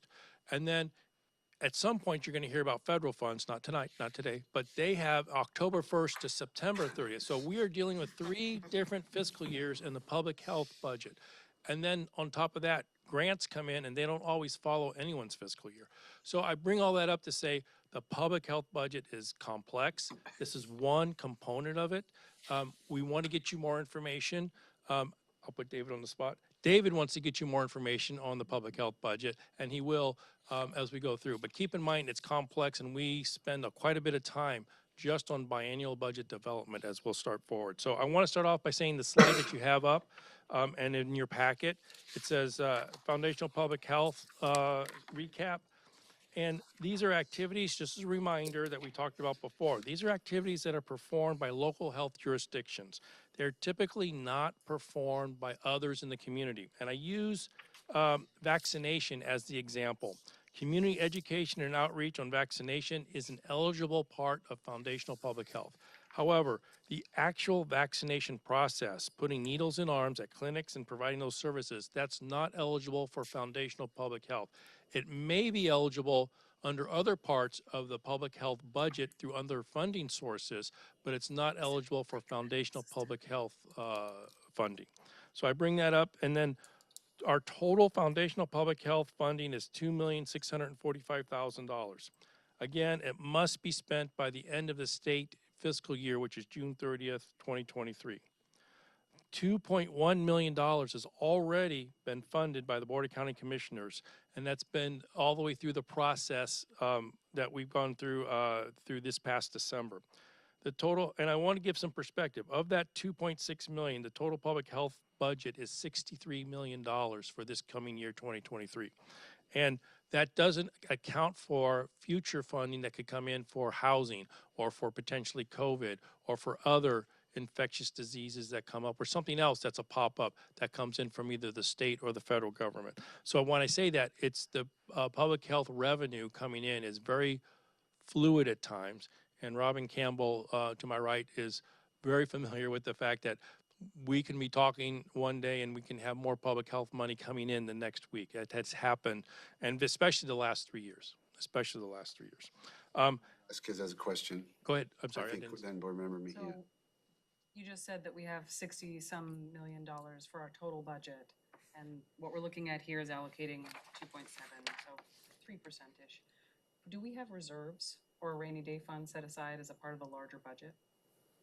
Not for public health, no.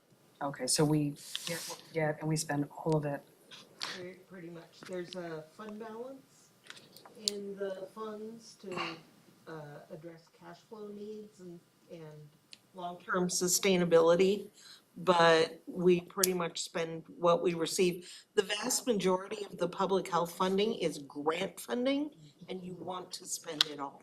So it could, because and another way of saying it is, come June 30th as an example, we can't keep any of this funding back for a reserve. It goes away, and so the state will take it back. And so that's where most of all, if not all of public health funding, we're 88% or 85% grant funded. Very little county general fund goes into public health. Commissioner Mejia, Oh, you wanted to?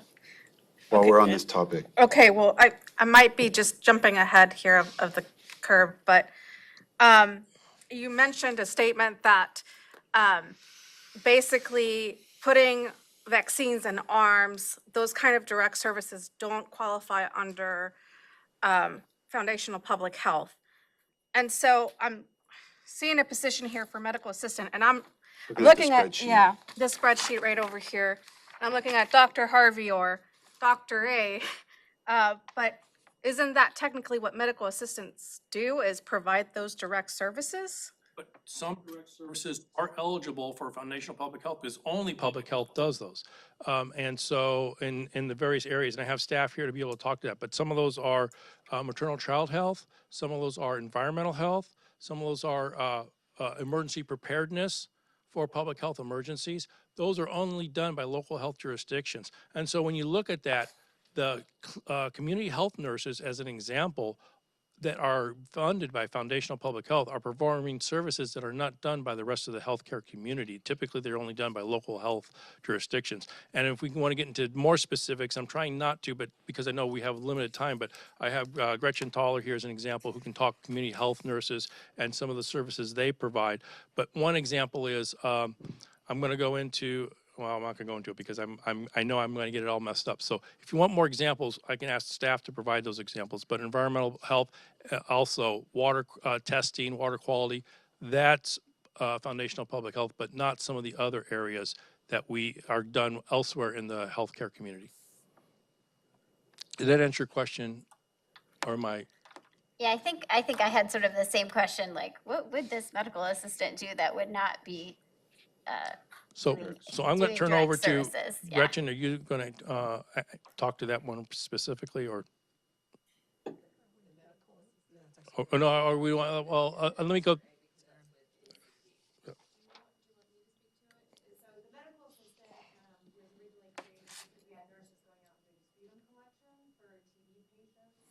And doing lab results and entering that information in. And so it allows us to not send some of our more expensive staff out into the field, and we can use less expensive staff person to do some of that work.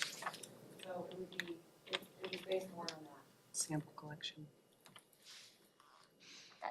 That sounds like direct services to me, but No, and I was going to say, it's local health jurisdictions do get, and foundational public health does pay for direct services, but it's direct services that are not being performed elsewhere. And when we talk about sputum collection, that's not, that's local health direct services that's not being performed elsewhere, because there's a RCW requirement for public health on infectious disease to be out there monitoring, and correct me, Dr. A, go ahead. We have a responsibility to treat infectious TB as a local health department. We also have a responsibility to screen newly arrived immigrants, and there's a whole process in conjunction with CDC guidelines as well as CDC health stations doing the initial assessment around the world. I think the thought initially behind the medical assistant was somebody who could help with sputum collection, and there are also pathways for DOT and so a direct observed therapy for tuberculosis patients, and some other pieces in addition to data gathering clinical information for cases that are being investigated. And these are all things that are only done by public health. These are for, active TB and notifiable conditions. And the other piece on this I want to add is the contract from Department of Health, we call it a consolidated contract, or also referred to as a consolidated contract, specifies within that contract what's eligible for foundational public health. So when we're also talking about, this is the contractual requirement as well that's eligible and allowable. So some areas are specifically said you can't do this, and other areas are saying, yes, this is what we'll fund with foundational public health. So it's also a contractual deliverable when we talk about what's being paid for out of foundational public health. Yep, go ahead and finish that slide there and kind of make that point about what we're really dealing with is a subset of the 2.6. Thank you. So we're going to ask the Board of Health to make a recommendation to the Board of County Commissioners. And again, because of the way this is shaped with the timing and everything, it's going to be almost sound prescriptive that the recommendation is going to be, it's going to be very little ability to change what's there, except that the prioritization is what we're really asking the Board of Health to focus on. The priorities that the staff has pulled in on the last page of this, and we'll go through that in a minute. Do you agree with that, or do you recommend maybe a different prioritization? We'll get there in just a second, but it's a subset of what's being recommended, and the Board of County Commissioners has the final authority to direct where the funding goes. So it's already been put into the budget as a placeholder, and now the Board of County Commissioners needs to take action to direct where where all the $540,000 goes. And so the next on the spreadsheet, I don't know if we have that up, Jamie. I'm working on it, sorry. Okay, that's okay. Your first spreadsheet, it's no page number at the bottom. It says Foundational Public Health Services previously funded. So if you look at that page in your packet, what'll happen is at the top, I'm going to walk through just that top table. $2,645,000 is the total foundational public health that is for the county. The Board of County Commissioners adopted $1,413,000 in the 2022 budget. And then in the 2023 budget, they've funded $691,881. And then what's remaining is that $540,119. And then what we're going through here is, this is the summary. This first page is the summary, but then the next pages are the more detailed breakdown of the each of the areas that we're recommending. And then we're going to, so if you look at, as we go through this, I'm going to talk about up front here, the Smile and Survey implementation, and it's going to be page 1 of 4, as we walk through each of the individual pieces. And I'm going to ask Robin and staff to keep me straight as I walk through the tables. We have task 6, where it says Smile and Survey implementation, software purchase for a Atlas TI qualitative analysis, and expand TV investigation capacity. That $16,760 is what we're recommending for part of that $540,000. So as you go through for each of these various areas, or these are the areas that we're recommending. And I can go through each individually, or I can go back to the next piece on it, which is the last page, which is the prioritization and the ranking of the other areas. You may want to take one more step back and talk about how this money is in buckets. Oh, thank you. So going back to your cover page, this summary sheet right here. The orange upright. Yep. There it says Foundation of Public Health Services previously funded. Task 1, when you look at that $1,413,000, that task has already been funded by the Board of County Commissioners. But this task right here and all these other tasks, this is the only task that has no criteria in it other than it has to be foundational public health eligible. So in other words, if it meets any of the bucket criteria for foundational public health, in task 1, it's eligible. However, it's already been funded through the Board of County Commissioners. So, what's that? Fully allocated, correct.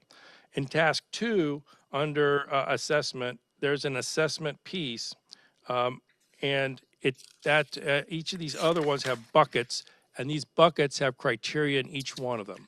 So, for task 2 through 11, there's criteria that's spelled out in the consolidated contract that tells the local health jurisdiction, Thurston County Public Health, what is eligible in each of these buckets.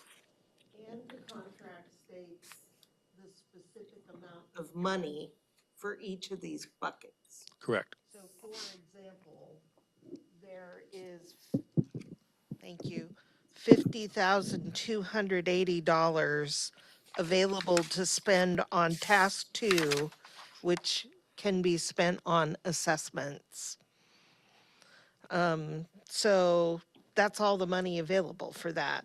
And if you look here, it says that the board has already spent the entire $50,000 in that bucket. So there's no more available now. So of the 540 that's available, no money is available in task 2. That's the way to read this piece of paper.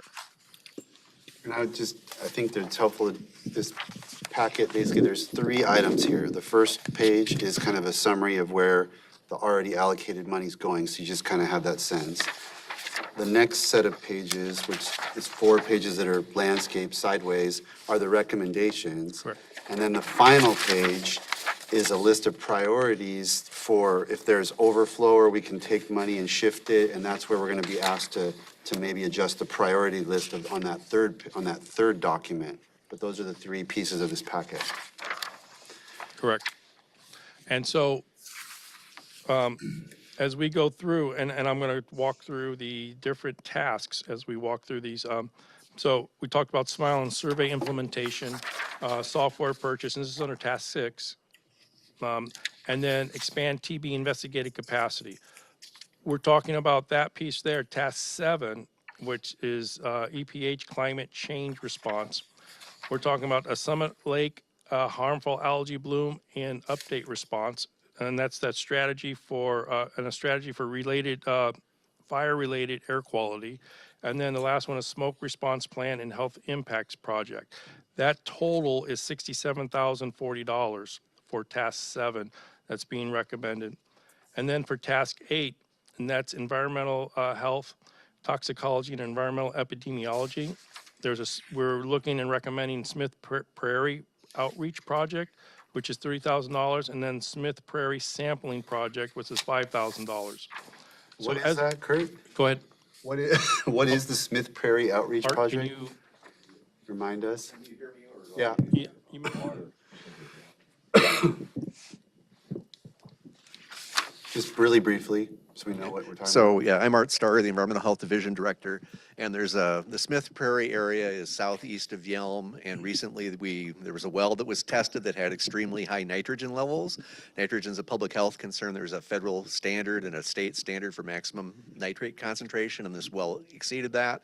So what we want to do is do additional sampling in that area to better define the area where high nitrate concentrations are occurring, and then also do outreach with the community members to make sure that they're aware of the results of that, and so they can take appropriate actions to protect public health. And so that's that project in a nutshell. Question on that? Okay, sorry, go ahead, Kurt.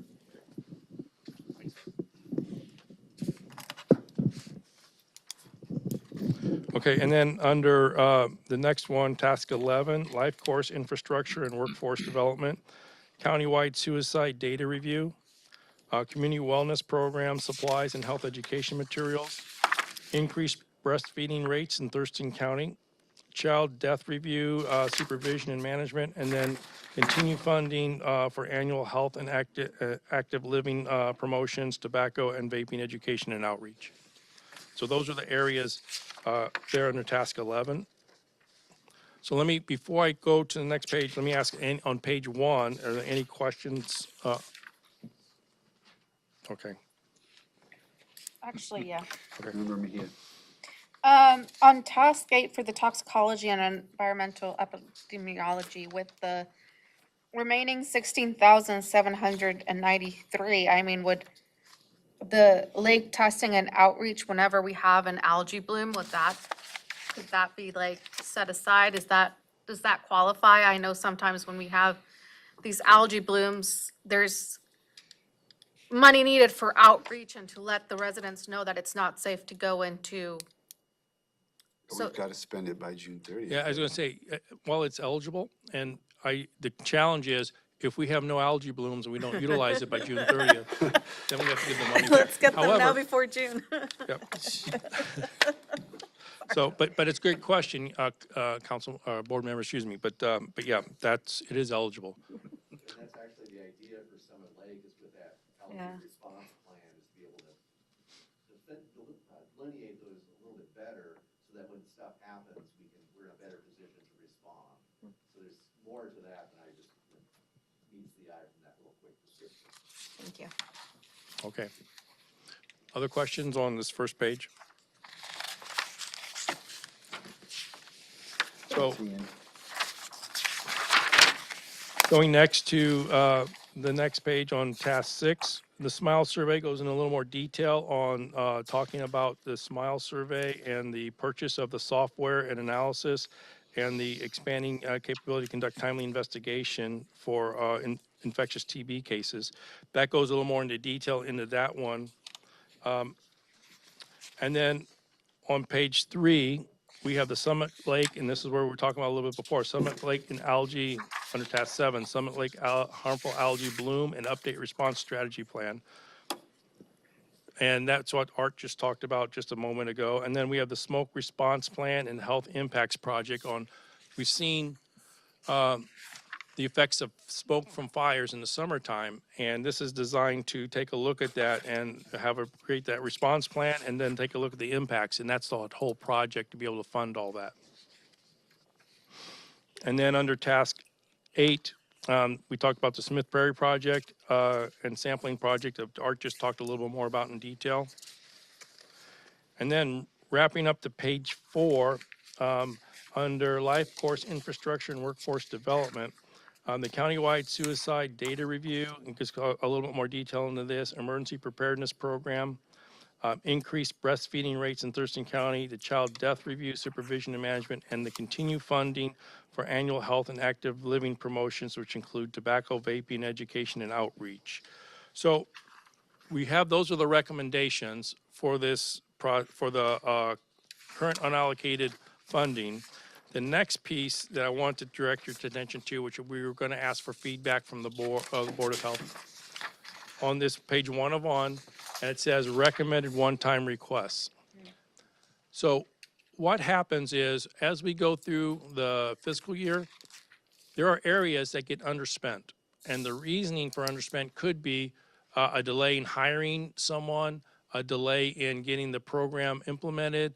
Whatever it is, there could be a situation where we have underspent or underutilized foundational public health funding.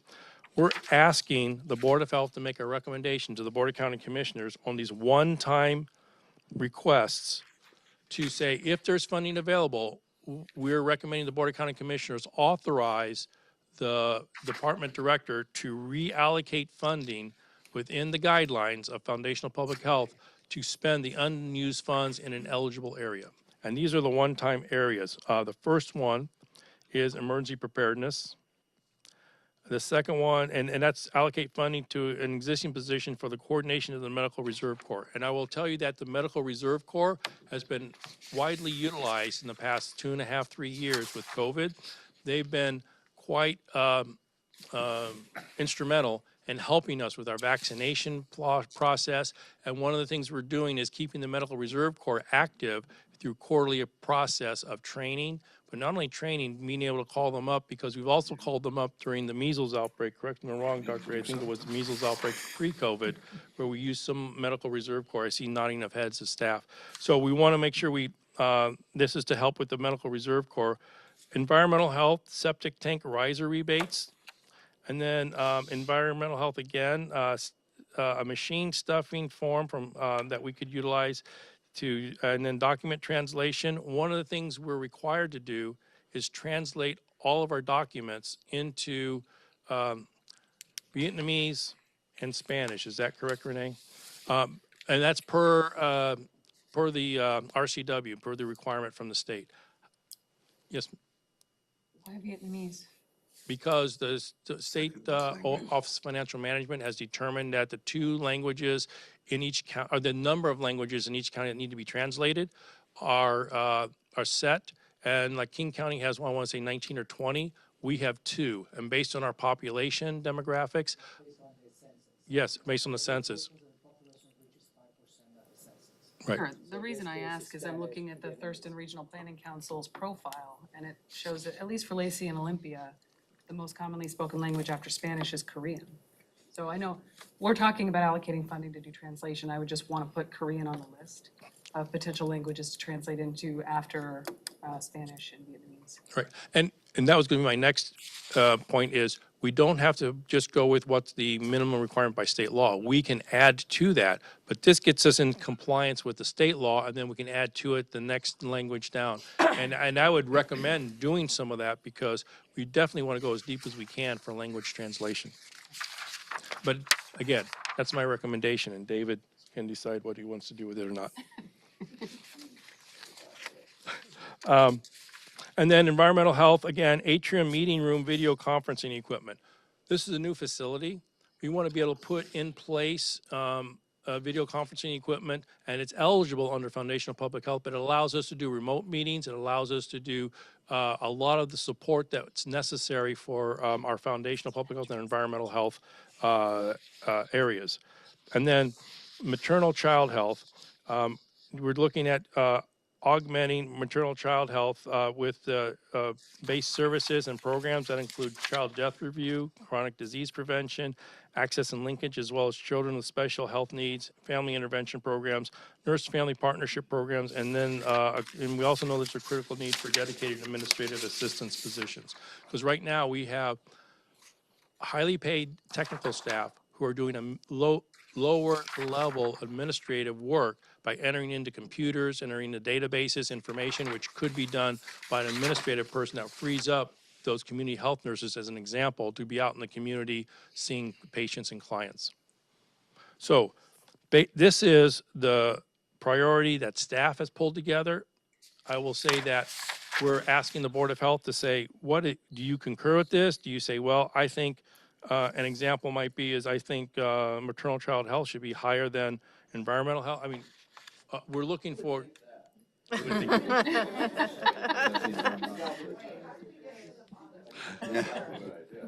So, but we're asking the Board of Health to either say yes, recommend this to the Board of County Commissioners, or adjust the rankings to what you think is appropriate.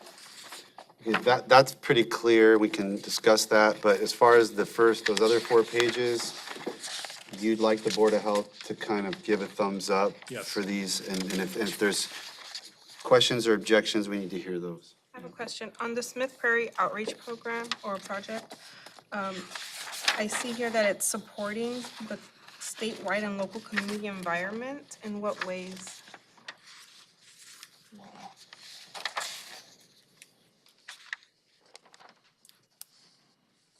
Do you have that one, Art? You're on page 3, right? Page 1. Page 3. Page 3 of 4. The Smith Prairie Project. Oh, that's. In what ways is it supporting the statewide and local community environment?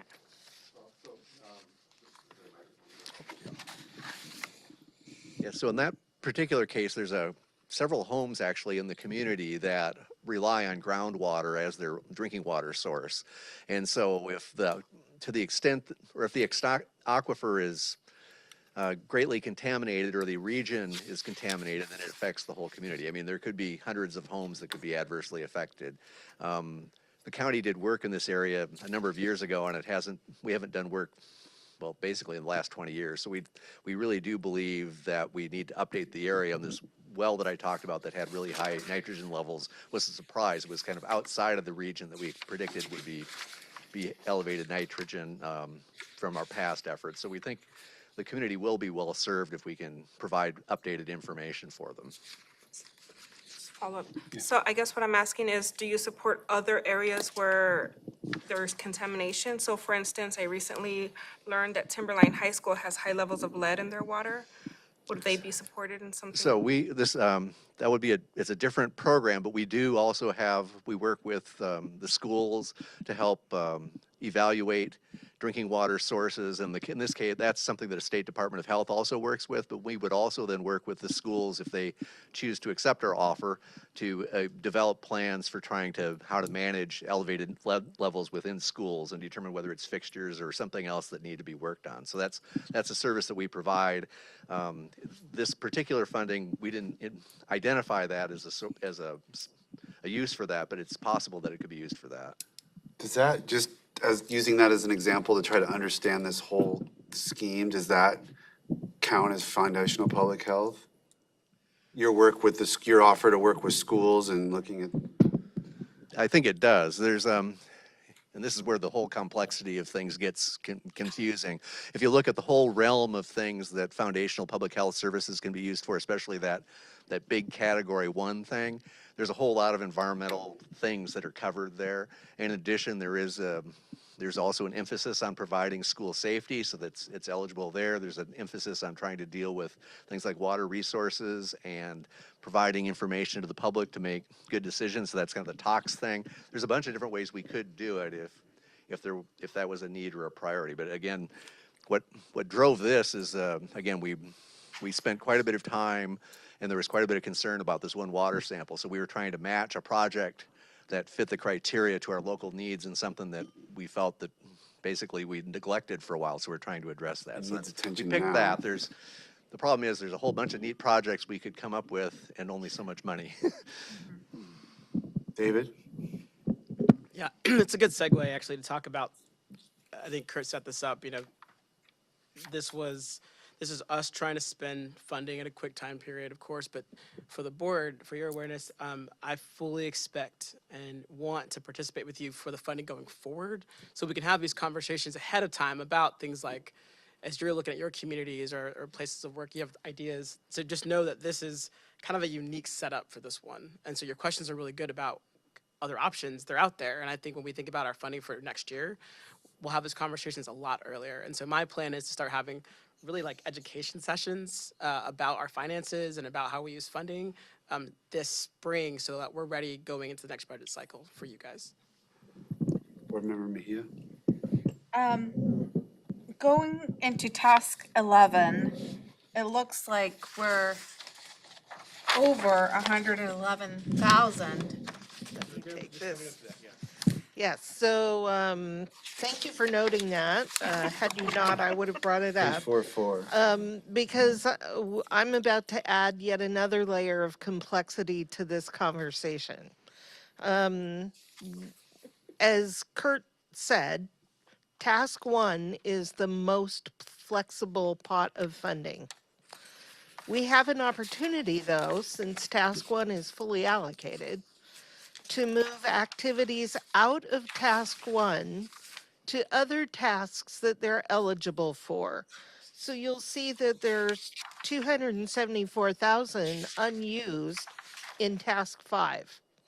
If we can find items in task 1 to shift 270-some thousand, then we can shift some of these things proposed to task 11 to task 1 to be able to get through all of the priority items that the board wants to fund. And there would be about $179,000 left that could go toward this priorities task list that you've talked about. So we do have an opportunity to move things around. The staff from Public Health are asking that you approve this entire list and that you prioritize these things. So once we shift things into the buckets where there's room, we know which things to shift to the more flexible funding. If that's not as clear as mud, right? I have a follow-up. So on task 1, you said it was fully allocated, but I see, and I asked this question in the morning, about the unallocated amount of 58,159. And so I just kind of want to ask about that. Okay, so for whatever reason, in October of 2021, when the whiteboard exercise, and the Board of County Commissioner members understand what I'm getting ready to talk about, because there was a whiteboard exercise for those who weren't there, where the county commissioners, working with public health staff, outlined the $1.4 million. Be honest with you, we missed, and correct me if I'm wrong, but we missed $58,000, and it was just unallocated and it was put in the budget as authorized, but it was never directed where it should be spent. And so that is what part of that piece that Robin's talking about, but we just, when we were going through the numbers this past summer, there was $58,000 that was not directed where it was going to be spent. So why wouldn't you have just stuck that in the yellow as like Yeah. money to be allocated by this group? Well, and I want to double check that because my recollection is the board spent all of the money. Okay, and this is what we came up with the numbers. What it is it's part of that 50, 8,000, that, it's part of that process that Robin just talked about when we said we can move funding over into task one, yeah, if there's room, and move it back out. Okay, well, let's try to be organized. Is there questions or argument, comments, anything about the page 1 through 4, the staff recommendations for projects? Doesn't spend all of the 500 and some, but it spends a good percentage of it. Yeah. Board Member Vasquez. One quick question. In task 11, where it talks about the 0.25 FTE for a breastfeeding consultant, is that to bring the position up to full-time, or is that a quarter-time position? It To bring it brings up- it up all the way to full-time? Correct. Thank you. Questions? Any of these, what they mean, or why would we be doing them, or how they fit to other programs? I mean, I certainly, Smith Prairie was something that, So my thought would be, at this point, we should defer to staff expertise and then plan to move forward through the next fiscal year to have more input and assessment, assuming these numbers are all correct and kosher. Obviously, the recommended one-time requests, it'd be nice if we could fund them all. They all seem to have merit. Certainly, if there are other ways that there are other buckets of money to fund them all, so you don't have to prioritize them, that would be great, but, certainly, if you need, if everybody agrees that it makes sense to fund the first part and then discuss the other part ranking, I think that might be a good use of our time, and then know that moving forward, we definitely have opinions, we have, priorities that perhaps aren't being addressed or could support these guys' really good work, but. yeah, and this could be something to take home and kind of look at this, and, if you're like, why did the county commissioners spend on that? Make a note, and that can be part of our discussion next year. So I kind of saw nodding heads about Board Member Harvey's suggestion, which was kind of what I was hinting at. Are we Focus on prioritizing the recommended one-time. being willing to approve, the staff recommendations on pages 1 through 4, and then we'll move to a discussion on that last page. Board Member Edwards? You see anything?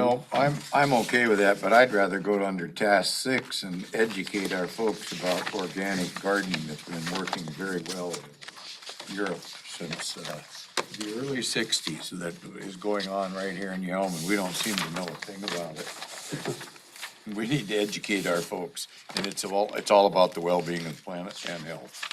So that's my 2 cents. I'm gonna throw it. Board Member Mejia? On the recommended one-time request, for me, the maternal child health, for the child death review and the chronic disease prevention, it is one of the most expensive ones, but I think, we're really seeing that uptick in statistics coming back, in relation to child abuse and child death, and, Yeah, I think we've seen that program grow, like the number of things that you guys have invested in and started to add to help us support all of these complex needs of maternal child health. I think they need an administrative assistant, like it's a lot. So I would say that's a high priority for me. So everybody likes the number I have a 6. question about that. Yeah. I assume there's a one-time ask? I guess that's a question. Is there a sustainability plan? Or are we hiring somebody for a year? Great question. Who wants to answer that? What was that? The question is, given that we're looking at staffing on number 6, the maternal child health, what's this, like, are we hiring them for a year and then they're gone? Or is there a way that we're gonna keep them going through other funding? What's that? Go ahead. They Gretchen, would go ahead. build into our foundational public health. So, Gretchen Holler, Division Director, Maternal Child Health, Community Wellness. If it's coming out of task 1, then it would be sustainable. So if it, as Assistant County Manager Robin Campbell was discussing, moving like the 179. station over to the other CD task, I don't know which one it was, it opened up, it freed up some funding that, so if this was funded, then under task one, that it would be sustainable ongoing. So even though it's being called one-time request here on this list, it might, that status might change based on this. It might change. The other shift. piece is that the legislature is going through their biennial budget development this session, and the anticipated coming out of this session is additional foundational public health funding that will be coming forward in July 1st. So the $2,650,000 becomes maintenance on July 1st. And then we're anticipating, based on the governor's budget and based on what we're hearing from legislative staff, that additional funding, we don't know how much, will be added to that to augment additional foundational public health. Yes, but just to manage expectations, that is a hope Not a that the guarantee. legislature does that, not a guarantee. Well, if there truly is the unallocated funds, and then I would say, I mean, I don't know how many TB patients there are or how much that medical assistant would be doing for swabbing, but potentially that maybe needs to be a thought of, is that funding better spent on the, but anyway. I agree with that, yeah. Art, can I So ask just you? to oh, clarify, were you saying, so instead of the medical assistant, to have the maternal child assistant? Yeah, like if there's a question of long-term sustainability and need. Because I mean, I don't know how many TB patients are, but I don't think there are a lot of TB patients. And they already have nurses who can do that job. I was gonna say that, I that agree with funding that. is already, so that medical assistant is already in funding that's Okay. already. Okay, But The hiring process, that. okay. So there's no one in that position, I mean, About that position for next year, but this year, it's locked in. Okay. like we're actively hiring for that position. I mean, if that position is still empty, I mean, why isn't that something that We can transition. we can transition? I mean, is that not something that we could do? Board of County Commissioners could give direction to the director of the Board of Health in a commissioner meeting to not fill a position, then in a budget amendment that won't come until May, you could pull that out. So, I mean, we could do it, but once again, we're in this, with all respect, we're in a unique position right now because of timing. And the. I think for longevity purposes and the benefit long-term, I think it'd be worth it, in my opinion. Are there other unfilled positions that are in a category that could fund it or? We could certainly look, there most likely are. But this is the time dilemma, to get back to you with all of that information and how much would the other position that you're thinking about cost? Then we'd be next month and it'd be that much less time. We have to actually spend this money. If you say we spend it by May, we're still within the time frame of spending the money, so it's still a If we possibility. were to spend it by May, that'd be great, but we have a challenge with filling positions and spending money, and that's why we're looking for your direction on this set of things. You can certainly say no. I'm not telling you you can't, but the longer we wait for direction, the more likely it is that we will not spend all of the money, and this money does not roll over. It's gone if we don't use it. And Board this is not, member- just to be clear, this is not exclusive, like, this doesn't reflect the entire realm of possibilities in the public health budget. So if you're concerned about something being funded, which I appreciate, I don't want folks to look at that and think, oh, this is it, like if we. Yeah, can no, fund there's it so here, many fund it more out. things. I guess it's just messy because we're giving you a piece of this larger puzzle and we're asking you to play with this small piece without giving you the bigger picture. So I guess what I'm trying to say is I think I'm noting sort of the interest in this role, in this position. And I just wanted to be clear, like don't look at this as if this is it. Like if we can't fund it here, then we're not gonna get this administrative position fund. Like this is one venue for us to look at funding, not the only one. Just so I'm clear about that. Well, I'm hearing, so let me go with Board Member Vasquez. We'll go down the line. Me. Thank you. So if I'm understanding correctly, and I might not be, We have that position already actively being recruited for, so it's built, it's ready for someone to drive it. This position that's on the recommended one-time requests, if we could shuffle the funding around within the different buckets appropriately, we have $179,000. Right, and that's absolutely right. We can spend almost $180,000 on these one-time requests. So if we put that maternal child health position at the top of our list of priorities, it's likely to get funded, and then we will have both. That's what I was gonna say. I'm hearing if at a bare minimum, I'm hearing that this needs to go up to number one on our priority list, because that seems to be the consensus. Right, and I would follow that up with, not only do you have approximately 180,000 available here, the 1.4 million is the budgeted amount. One of the things that the department needs to do is scrub how much of that budget have they actually spent. So there may be even more money available, which is what Kurt was talking about earlier. It's very possible that we will be able to fund the entire list once we figure out vacancy savings and, oh, we didn't really need this equipment, or something didn't cost as much as we thought it would for whatever reason. So it's highly likely that we can fund the entire one-time list.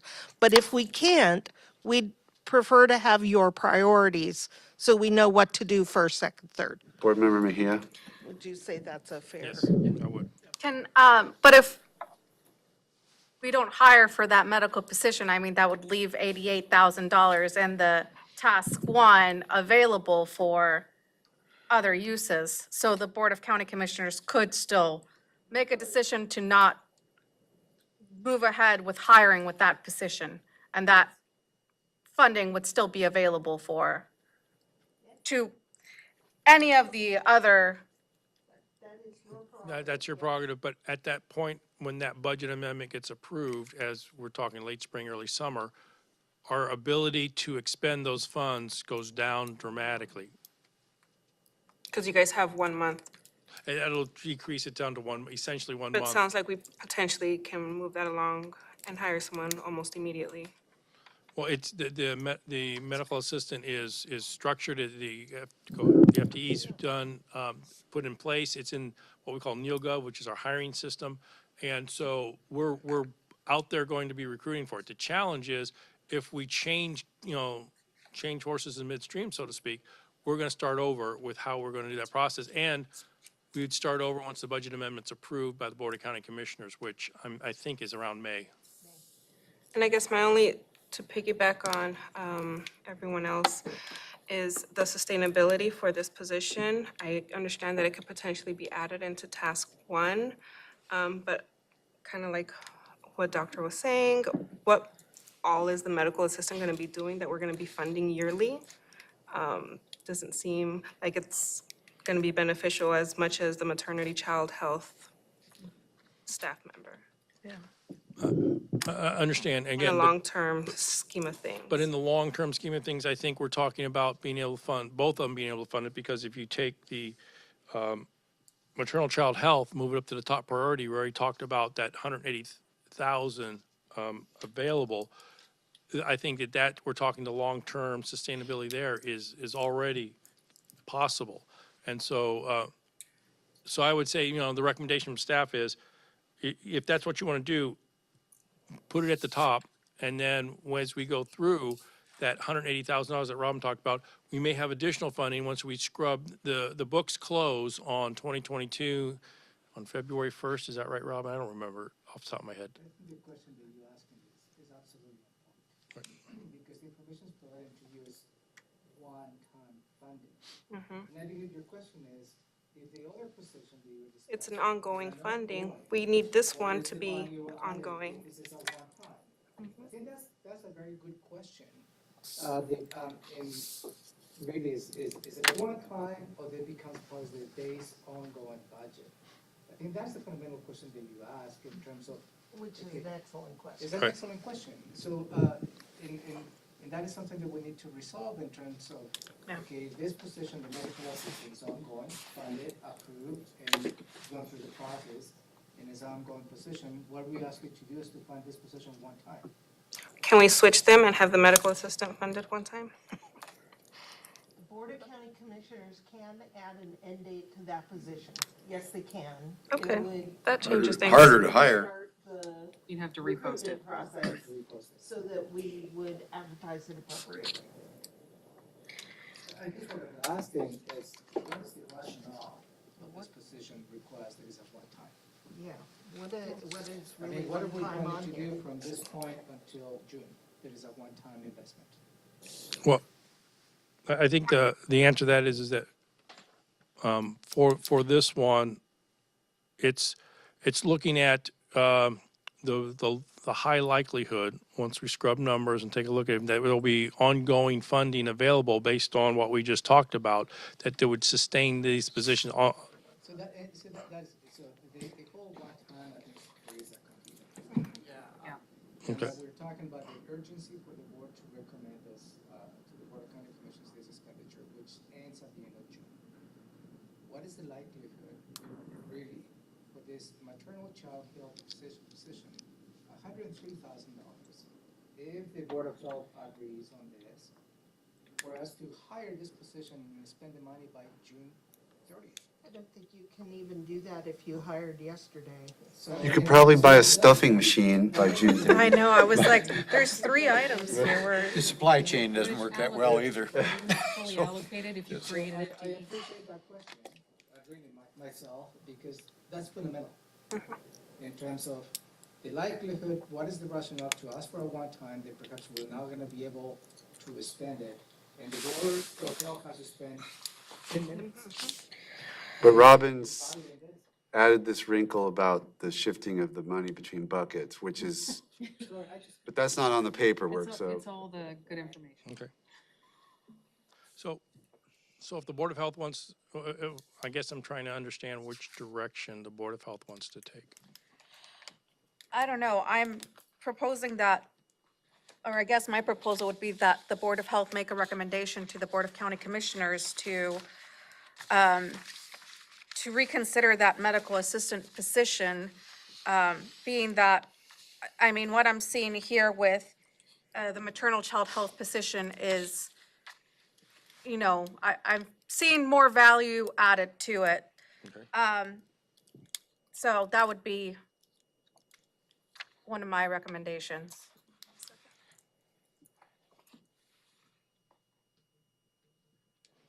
I'm supportive of putting the maternal administrative assistant position at the top of the recommended one-time requests.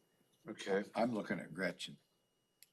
See if she nods or not. Are there any other thoughts about other, like if, setting aside this idea of the medical assistant, if our only task was just to order these 6 items, is there any other thoughts about some of the other items, whether they should be second or fifth or sixth? Yeah, Member So Nelson. the medical reserve core funding of 97,000, if this money goes away at the end of June, is that realistic? I mean, is there a plan to spend that much money between mid-January and the end of June? So basically the same question as regarding that. Well, except without the item. sustainability piece, but is there really a need for that much funding? Is amount. there a plan to spend that amount? There currently is a plan to spend that much amount because there's 2 individuals who are associated with Medical Reserve Corps, but and with the training and other pieces that are with it. But however, what I'm going to say is, as we've noted with all of foundational public health, there has been challenges getting the funds expended because there's been, as the money's become available, there's been an ability to keep the revenue and the expenditures tied together. And as David talked about, in the future, as we get into a rhythm, a sustainability model where we know what funding is coming in, we know that can be planned for, it makes it easier to line up expenditures with revenues instead of trying to, essentially what we're doing here is not after the fact, but racing to try to get services in place. I think if I can, I think it sounds like, and I totally understand this question, part of the confusion is, again, the timing issue of how in the world you're gonna fund a business fast. And I want folks to jump in and correct me if I'm wrong on this one. One of the things that we've done at the state level and we do at local level is, with public health, we have so many different buckets of funding coming in. So we're always trying to find the most flexible version possible. So you'll have staff sometimes who are funded by like a array of different funds. So one person gets funded by like 5 different grants. And so they're here, this position exists right now, if I'm reading this correctly, if I'm reading this right one. We're looking at finding funding that is more flexible, more sustainable than other funding. So this is why it gets messy with positions. Some positions we literally have already, and we're trying to find better funding for them, and some of them are actually brand new that we're gonna have to fund going forward. Does that make sense? Like that's what's the complicating factor is between an existing position and one that we're looking for, like to hire. It's messy. Can I touch on that? So I heard him say earlier, it was for the MRC is for 2 individuals that are currently working in the Medical Reserve Corps.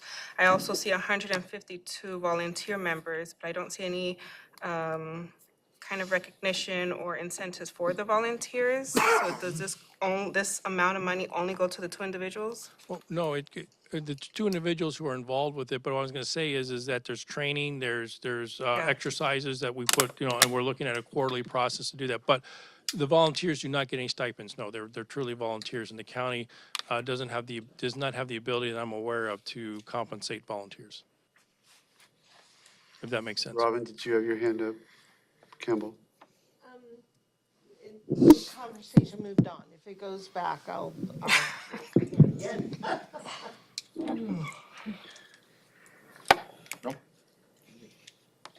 Okay, I don't know where that leaves us. I can recommend a slate. Okay, We can talk about it. all right, go ahead, Board Member Vasquez. I would propose that we put the maternal child health position at the top of the recommended one-time request list. I think document translation should be our next priority. It doesn't cost a lot, but it's really important for access. For number 3, conference room equipment, oh yeah, go ahead. Sorry, I'm rolling. Yeah, with the document translation, I mean, I know how much translation costs, and I'm wondering, did we get a quote back on that? Because it seems really low to me.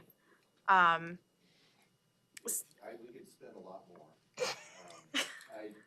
I put that in there because it seemed like there's some things that we need soon, that I think, that could, as you've indicated, Commissioner Mejia, I think we could spend a lot more than that. But this was to get started. Okay. But it isn't a complete assessment. This was a very quick placeholder. And it sounds like it won't complete the project. It won't. No, we've got lots and lots of regulations and things that we could translate, but we need, for instance, food service and other things like that, where we really work with these community members. A lot of folks who are Hispanic or folks who speak Vietnamese, it'd be really nice to have more things translated. The state doesn't do it because it's our local stuff.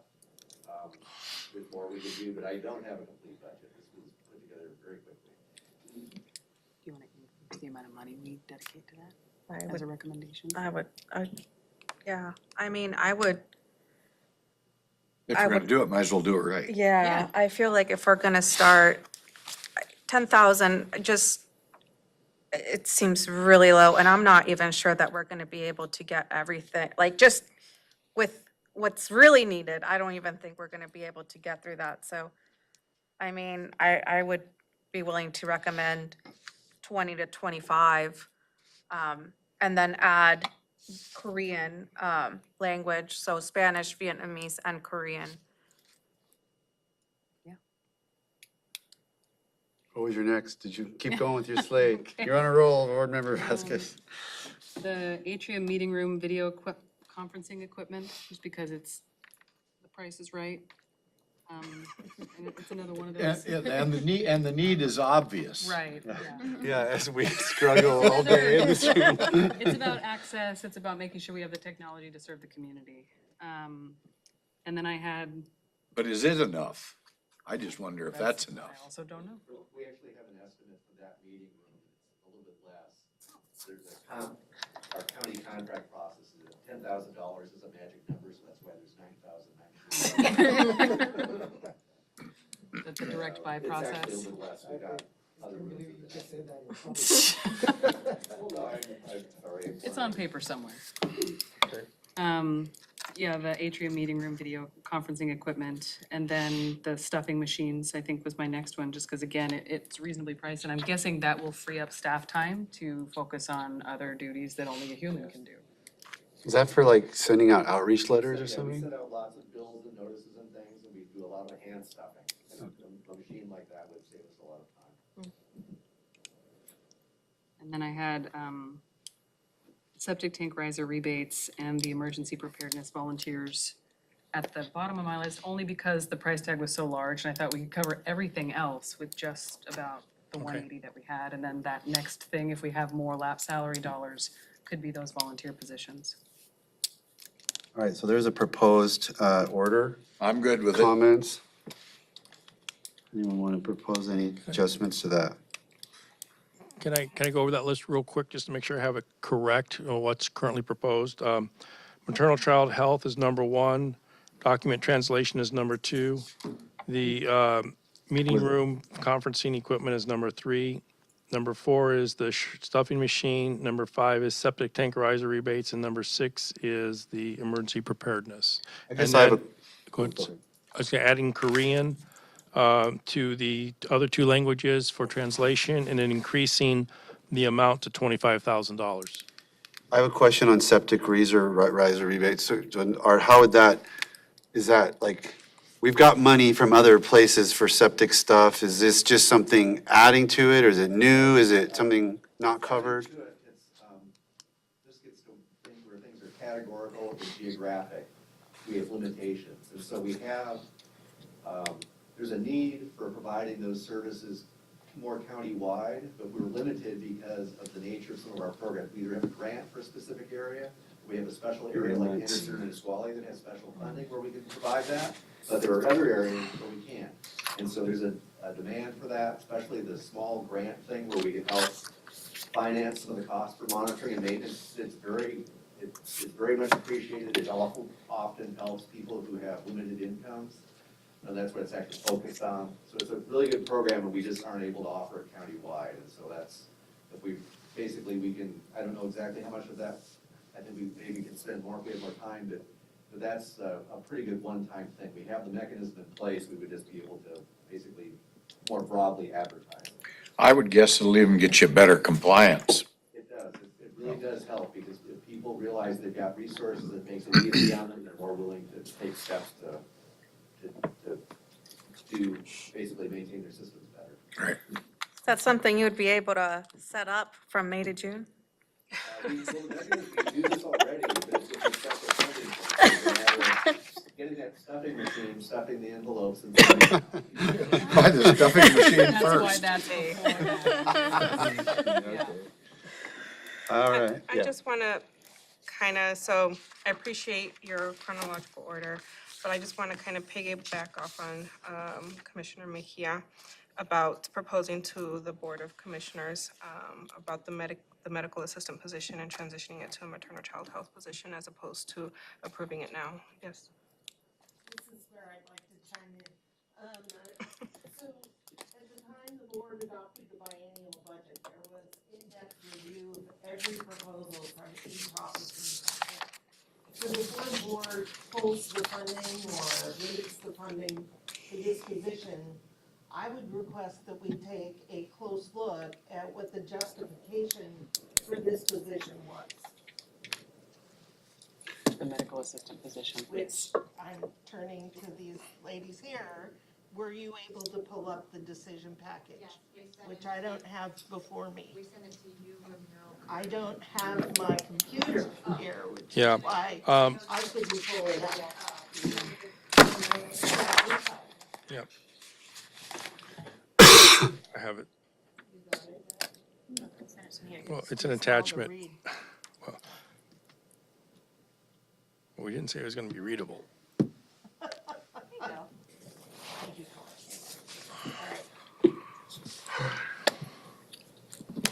Thank you to the staff for staying so late so we can get this work done. And also to see when the lights go out. This is the statement in the statement of need from the department. Total estimated costs are just under 86,000 this year. So the dollar amount here is correct. The position is needed to provide skilled medical clinical health services to patients who receive services in the disease control prevention program. The assistant will provide services to include but not limited to vaccinations, laboratory testing, direct observed therapy medications to tuberculosis patients, mobile health services to houseless and rural community, and other related services under the authority and license of the health officer. Current classifications do not provide clinical background, experience, and state requirements needed to perform certain duties. The pandemic has heightened the need for public health to provide clinical services and have the appropriate knowledge to communicate with other clinical healthcare providers in our community, as well as to provide support to other clinical team members, to include community health nurses and the health officer. The position will help address unmet public health needs, provide required foundational public health services, enhance the number of cases and patients that we can serve, and provide preventative care and treatment that will prevent and control the spread of contagious disease in Thurston County and improve overall health outcomes.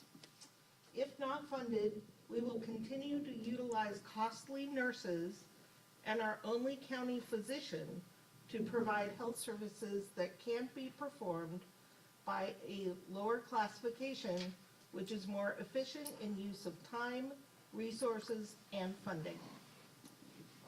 We would also likely have to utilize volunteers or not perform services needed. So that was the justification at the time the position was approved by the Board of County Commissioners. And since we think we have, thank you, Corinne, since we think we have sufficient funding to do both, why would you pull that one back? Because if it was approved in the biennium and it still hasn't been filled, I mean, the services are still being provided to the community.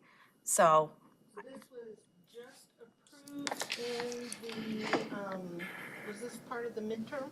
Or no, it was not part of the midterm biennium. Year in, well, So that's But at the same time, we're having challenges filling a number of positions, especially in healthcare. And I will tell you, from my other side of the house, where I work with Medic One, and we're trying to pull in people from Medic One side to fill positions. Healthcare is a challenge right now to fill those positions. And so it doesn't mean we shouldn't try to fill it, because right now, I've got a public health officer who spends a large number of hours, more than 40 easily. And anything we can do to realign how we're doing services makes sense, because we're paying, and correct me if I'm wrong, but community health nurses, when we're paying them vaccination and they're in an overtime status, that adds up as well. Sorry, Commissioner.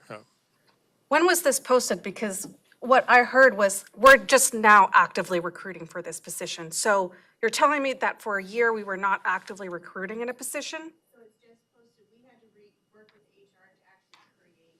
There was no medical And brand new classification. So we had to work with HR, they were short-staffed, we were short-staffed. Bureaucracy. Yeah, Board Member, I will tell you right up front, and David and I have had long conversations about this. The hiring process inside of public health needs to be fixed, and I don't think that's a secret to anybody. And we've talked about it, and I know that's on one of his priorities. But at the same time, and I will tell you that right here, it needs to be addressed. You're absolutely right. I'm still with Board Member Williams. So, yeah, go ahead, County Manager, then we need to come to a decision point. I think there's a possibility to find those new positions. Why the board is getting this conversation, because of respect to very high quality job. There is an opportunity to find both positions. Because I will not be, oh, I'm sorry, I will. No, I want to hear you. I guess in my perspective, it's sustainability long-term and where we're at right now. And it seems to me like funds fluctuate. And so to think realistically, long-term, like we can't just fund everyone. So we have to decide at some point who is going to provide more services, be of, you know, both of these positions are valuable. I'm very sure of it, and it sounds like they are. But where we're at as far as what is being provided and the funds needed and available at the moment and what is it going to be in the future, like we have to make those kinds of decisions also in the short term. Can I ask a question? Is the recommendation or to basically do a swap? So to move. That's my recommendation, is to make a proposition to the Board of County Commissioners. Make this the solid funded one, and then put the medical assistant on the list of maybe it gets funding and maybe it doesn't. As a one-time request. Yeah, there's gonna be enough money left. We're either gonna, if we don't fund it, we're gonna send it back to the state. They're moving around to fund everything pretty much on this list, That's okay. unless it's at the bottom of your list. So if I Which can it ask was, the Board of Health. based on the staff Okay. recommendation. If I can ask the Board of Health for, if you want to say that if you're recommending that the maternal child health is funded first, and then if funding, sustainable funding is available for the other position, then you recommend that we keep and continue with the other position. Is that a fair statement? No. But it's better than send the money back to the state, and we're gonna have money left over. if we don't I do think that's this. what we're facing is we are going to send money back to the state if we. So for the try to- medical assistant position, would it be a one-time then? If so, yes. Isn't necessarily one time. Yeah. Because with all due respect, I apologize, because we're presenting this information to prioritize at one time. And that's probably I think. But in 3 years from now, is it guaranteed that this one-time position we would still be able to fund it in 3 years from now? So because there is no, We'll have this 2.6 million 3 years from now. The legislature can slash and burn at any point in time. and I think at risk of taking someone out of a solid position abruptly would also be just as detrimental than to get it started. For me, if there's additional funding, we have translating that needs to be done. And there's a lot of, and that's something that could be done more quickly. So I mean, I am with Board Member Williams. I'm not trying to be. Is your process, would this position be posted as a temporary position or not? Which one? Which one? The maternal child.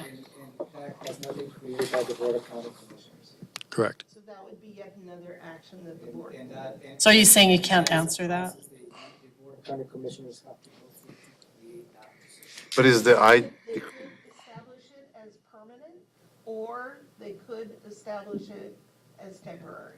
So I understand that you can't say, we will have funding to continue this position.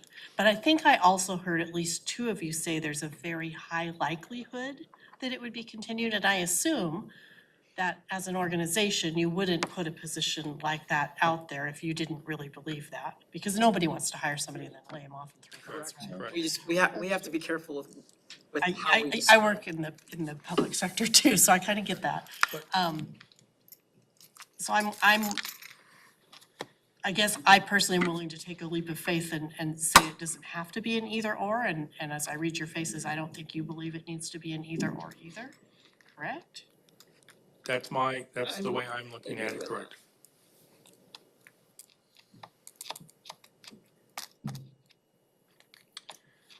Well, we need what do you need, a motion to adopt the staff recommendations and like the priority list as proposed by Board Member Vasquez? Would that be an emotion?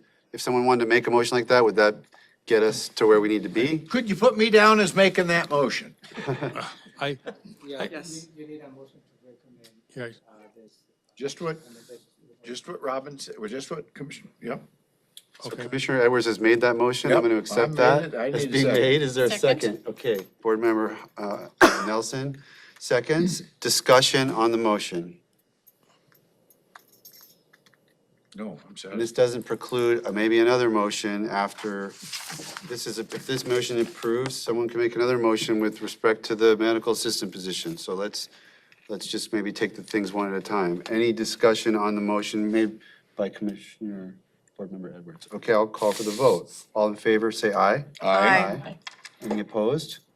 Okay, so that passes. Okay. We have recommendations, you've got your priorities, and the details that were incorporated with regard to translation, language, and, okay. Correct. And then I heard Commissioner Edwards in his motion say 25,000 for translation and add Korean as Yep. part of the. Yes. Got it. Yes. I want to make sure. That's what I meant by That's the exactly details. what I that was- said. yeah, so that is what was said, that's what I understood to be the motion. Now,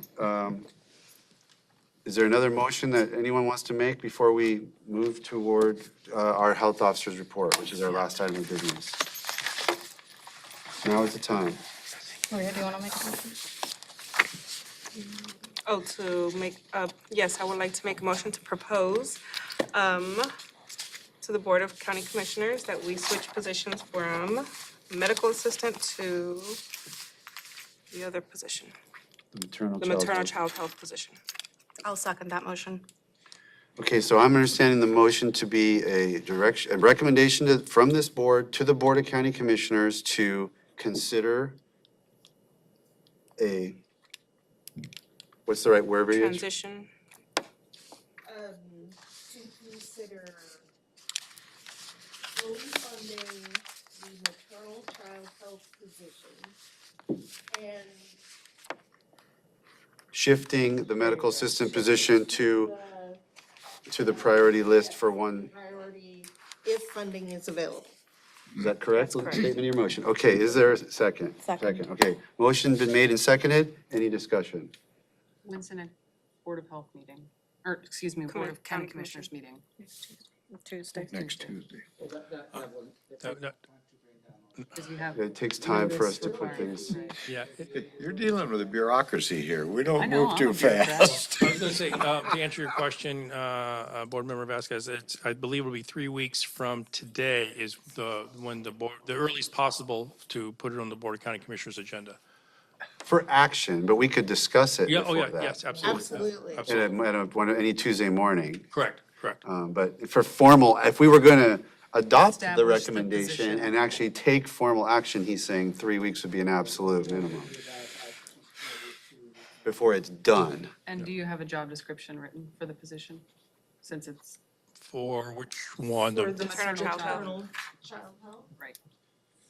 for this one. Okay. You've already okay, got a so- classification Yes, created, it's so a- it's not it's the a- same level of challenge It's a as the other support one was. position, it's not actually a nurse. Okay. Any other discussion? Yes, Board Could Member you Nelson. reiterate what that would do, how that would impact your hiring process for the medical assistant?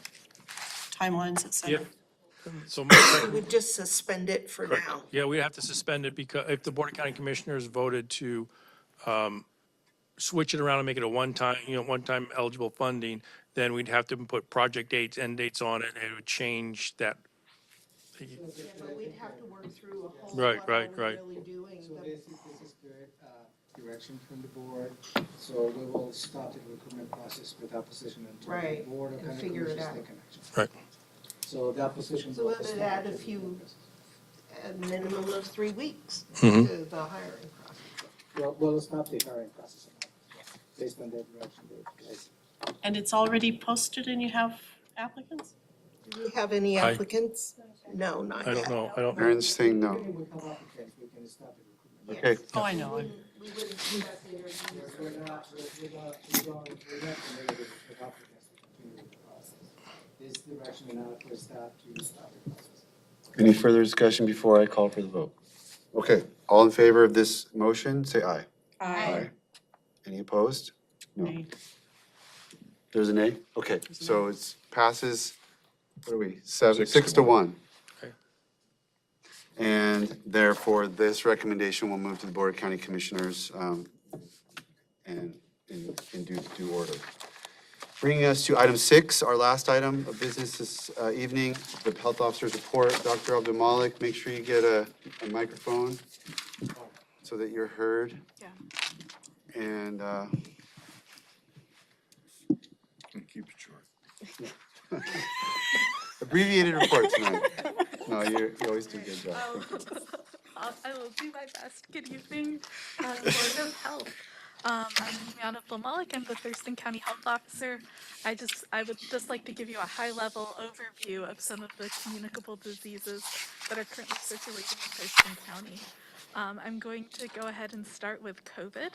Our CDC community level is low, and that's just a composite score of transmission plus or a level that's composed of COVID-19 transmission as well as hospitalizations.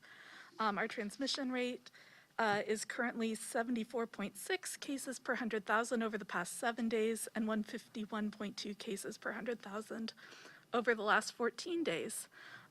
Looking at the CDC data on hospitalizations for the week ending January 7th, we're looking at about 7.7 new admissions of COVID-positive patients in Thurston County. So this is Thurston County residents per 100,000 over the past 7 days. And we're looking at about 6.6% of staffed inpatient beds being filled with COVID-19 positive patients, but only 2.4% of our staffed ICU beds. So this is overall positive news.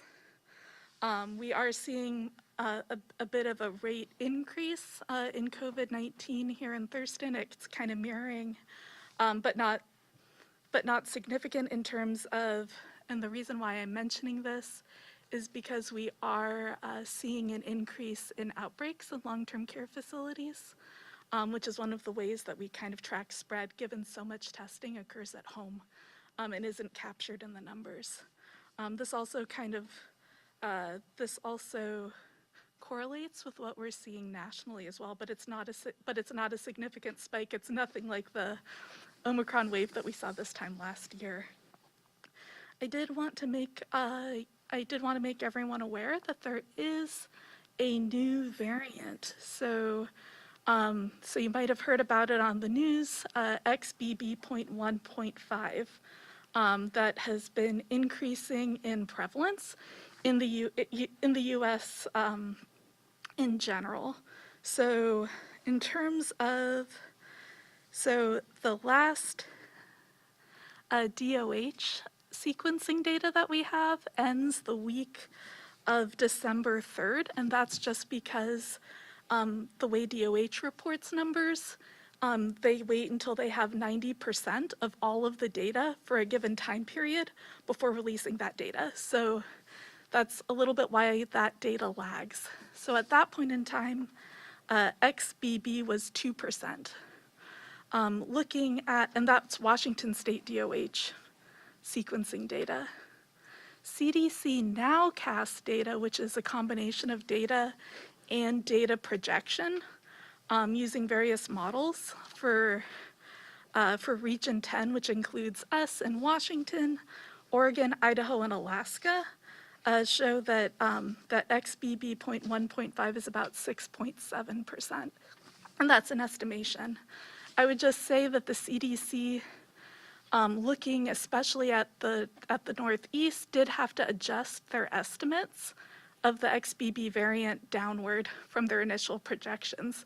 So the data from DOH lags a little bit, but they wait until they've got 90% of all the data back and reported before putting out a number. The nowcast from CDC gives you kind of a sense. It's the best estimate of kind of as close to real time as we can get for a process that takes time. So XBB, the reason why we're all talking about it is increasing in prevalence, and it has some mutations that help it evade immunity. And there's some studies kind of looking at its it has an increased ability to bind to cells, which makes, but we're looking at whether or not it has that increased ability to bind to cells and potentially be more infectious. So the good news is we're not seeing a significant spike in severe disease. We're watching it closely. CDC's watching it closely. And that from what we've seen from the Northeast, the vaccines are still protective against severe disease, although they may be less protective against infection. But that's really what we're seeing. In terms of what we're seeing in Thurston County, so just a little bit of a refresher of where we're at. About 68.5% of Thurston County residents have completed a primary series of COVID-19 vaccine. 60.8% of eligible people have received a booster, and that would either be the monovalent or the original booster or a bivalent booster, which is the booster that was made in response to BA.4 and BA.5, which were the dominant circulating strains last fall. And only 30% of eligible people have received that bivalent booster. So at this point, I would definitely recommend that folks stay up to date on their COVID-19 boosters. They do protect against severe disease and death. You know, and with the transmission rates being what they are, I continue to recommend, you know, folks think about, you know, being a part of large gatherings, consider masking, you know, especially if folks are having large gatherings with folks that might be at increased risk of severe illness, you know, consider, you know, testing before that gathering, and consider masking as well, and as well as measures to improve indoor ventilation. Wanted to transition a little bit to what's going on in terms of influenza. So influenza rates in the state of Washington are high. I know this sounds like bad news. It's actually better than where we were several weeks ago when transmission levels were very high. So we are seeing a steady decline in influenza rates, and we are at a lower RSV, or a lower rate of RSV-like illness than we were. There is some variation in Thurston County data, but we're well below the peak that we were at several weeks ago. In terms of the state, there have been 114 lab confirmed influenza deaths for the 2022-2023 season, of which there have been 5 confirmed deaths in Thurston County residents due to influenza. As far as outbreaks across the state, there are 111 outbreaks of influenza-like illness in long-term care facilities. And there are 5 influenza outbreaks in long-term care facilities here in Thurston County. So looking into the future, what we've seen is we've seen a peak of influenza, largely influenza A, although both influenza A and influenza B are circulating. In the past, and the other piece that we've seen is we've seen an early peak. It's still, you know, in the past, there have been some seasons where there's been a second peak, sometimes driven by influenza B. We're not seeing evidence of that yet, but that's just something to consider and think about, you know, moving forward. As far as my recommendations, you know, we are seeing severe illness and death related to influenza as is seasonal, and I do continue. It's not too late to get vaccinated for influenza. Oh.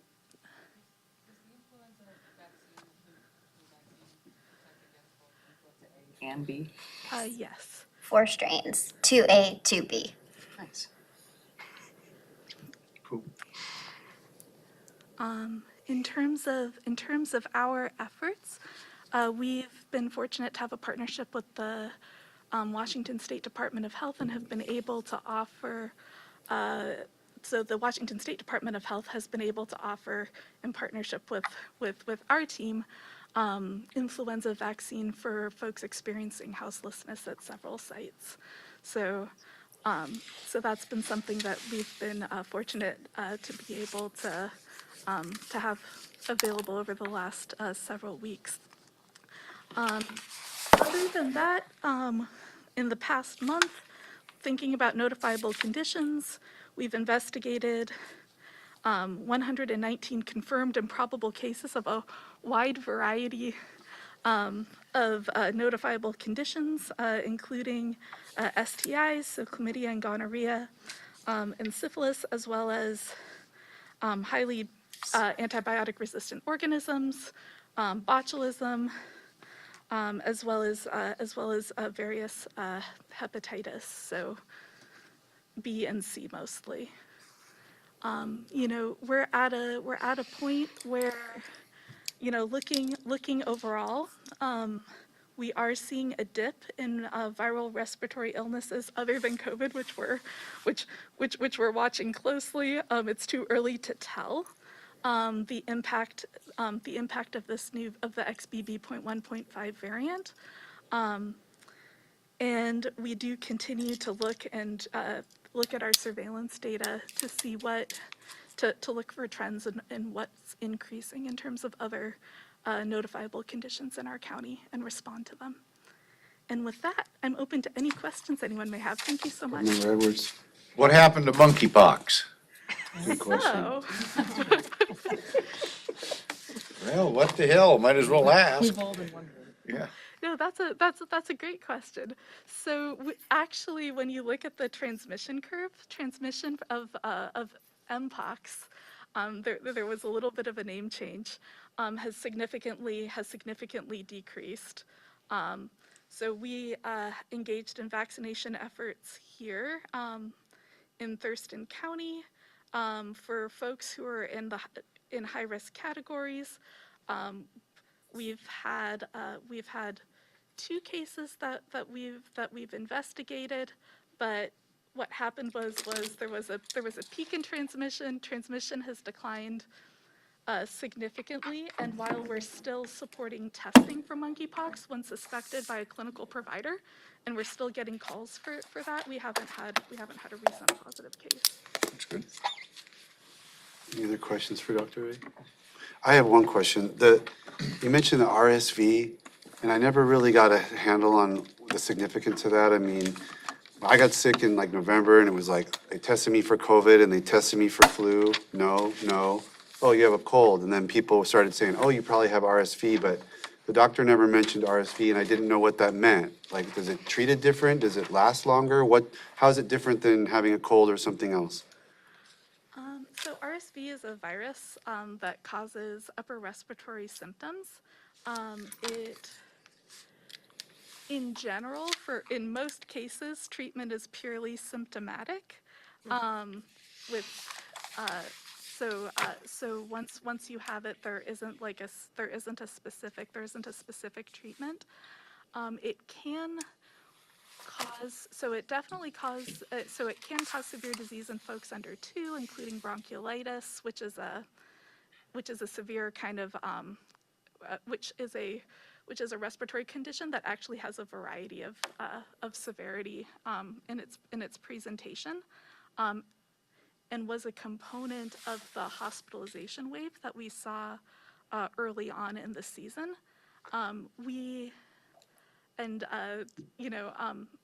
In terms of RSV infection in folks who are older, we're still learning a lot about that, because in the past there was limited testing of adults for RSV, and we are and so in terms of disease severity, we're learning a lot about how it might impact folks that have other health conditions. So I guess kind of the key takeaways are RSV is a viral respiratory illness. It can cause severe disease, and where it's best described is in the folks at the ends of the age spectrum. So in folks who are, in folks that are young, and then in folks who are fairly old. And the best ways to prevent it are the same as the best ways to prevent any viral respiratory infection. So staying home when sick, it would be droplet spread. So considering masking as a form of prevention as well if needed. And then watching for signs of, severe illness, respiratory distress, and things of that nature would be my recommendation for folks in general. The biggest impact you'll see is like on daycares and stuff. It'll just like go, and then everyone will start wheezing and getting hospitalized. And there were a couple daycares that actually had a couple deaths of children this year. So it's a big deal. But it's more of a pediatric disease and an elderly vulnerable disease. Yeah. Thank you very much. Anything for the good of the order before we adjourn? Yes, Kurt. I just want to mention that our point-in-time homeless count is scheduled for January 26th. It's on our website. It's on Facebook. If you're not following us on Facebook, you should be. But go ahead and update your Facebook if you want to. Nice. And then, but if you want more information, please contact us. We'll have Staff sit down with you over some of the details. And we plan for a follow-up exit, our debrief with Board of Health down the road as well, once the point-in-time count is completed. It takes a surprising long time for the state to crunch all the numbers, but we will get a report and we can chew on that and look at historical trends. And then I want to say thank you, because this is my last Board of Health meeting as Public Health Director. Been a humdinger. Yeah. If I show up again, it's because of something else. Yes, public health. Thank you, Kurt. Thank you, Kurt. you. Thank you. Appreciate you. Thank you. All right, having concluded tonight's business agenda, we're adjourned. Thank you, sir. Thank you, sir. Oh, sorry.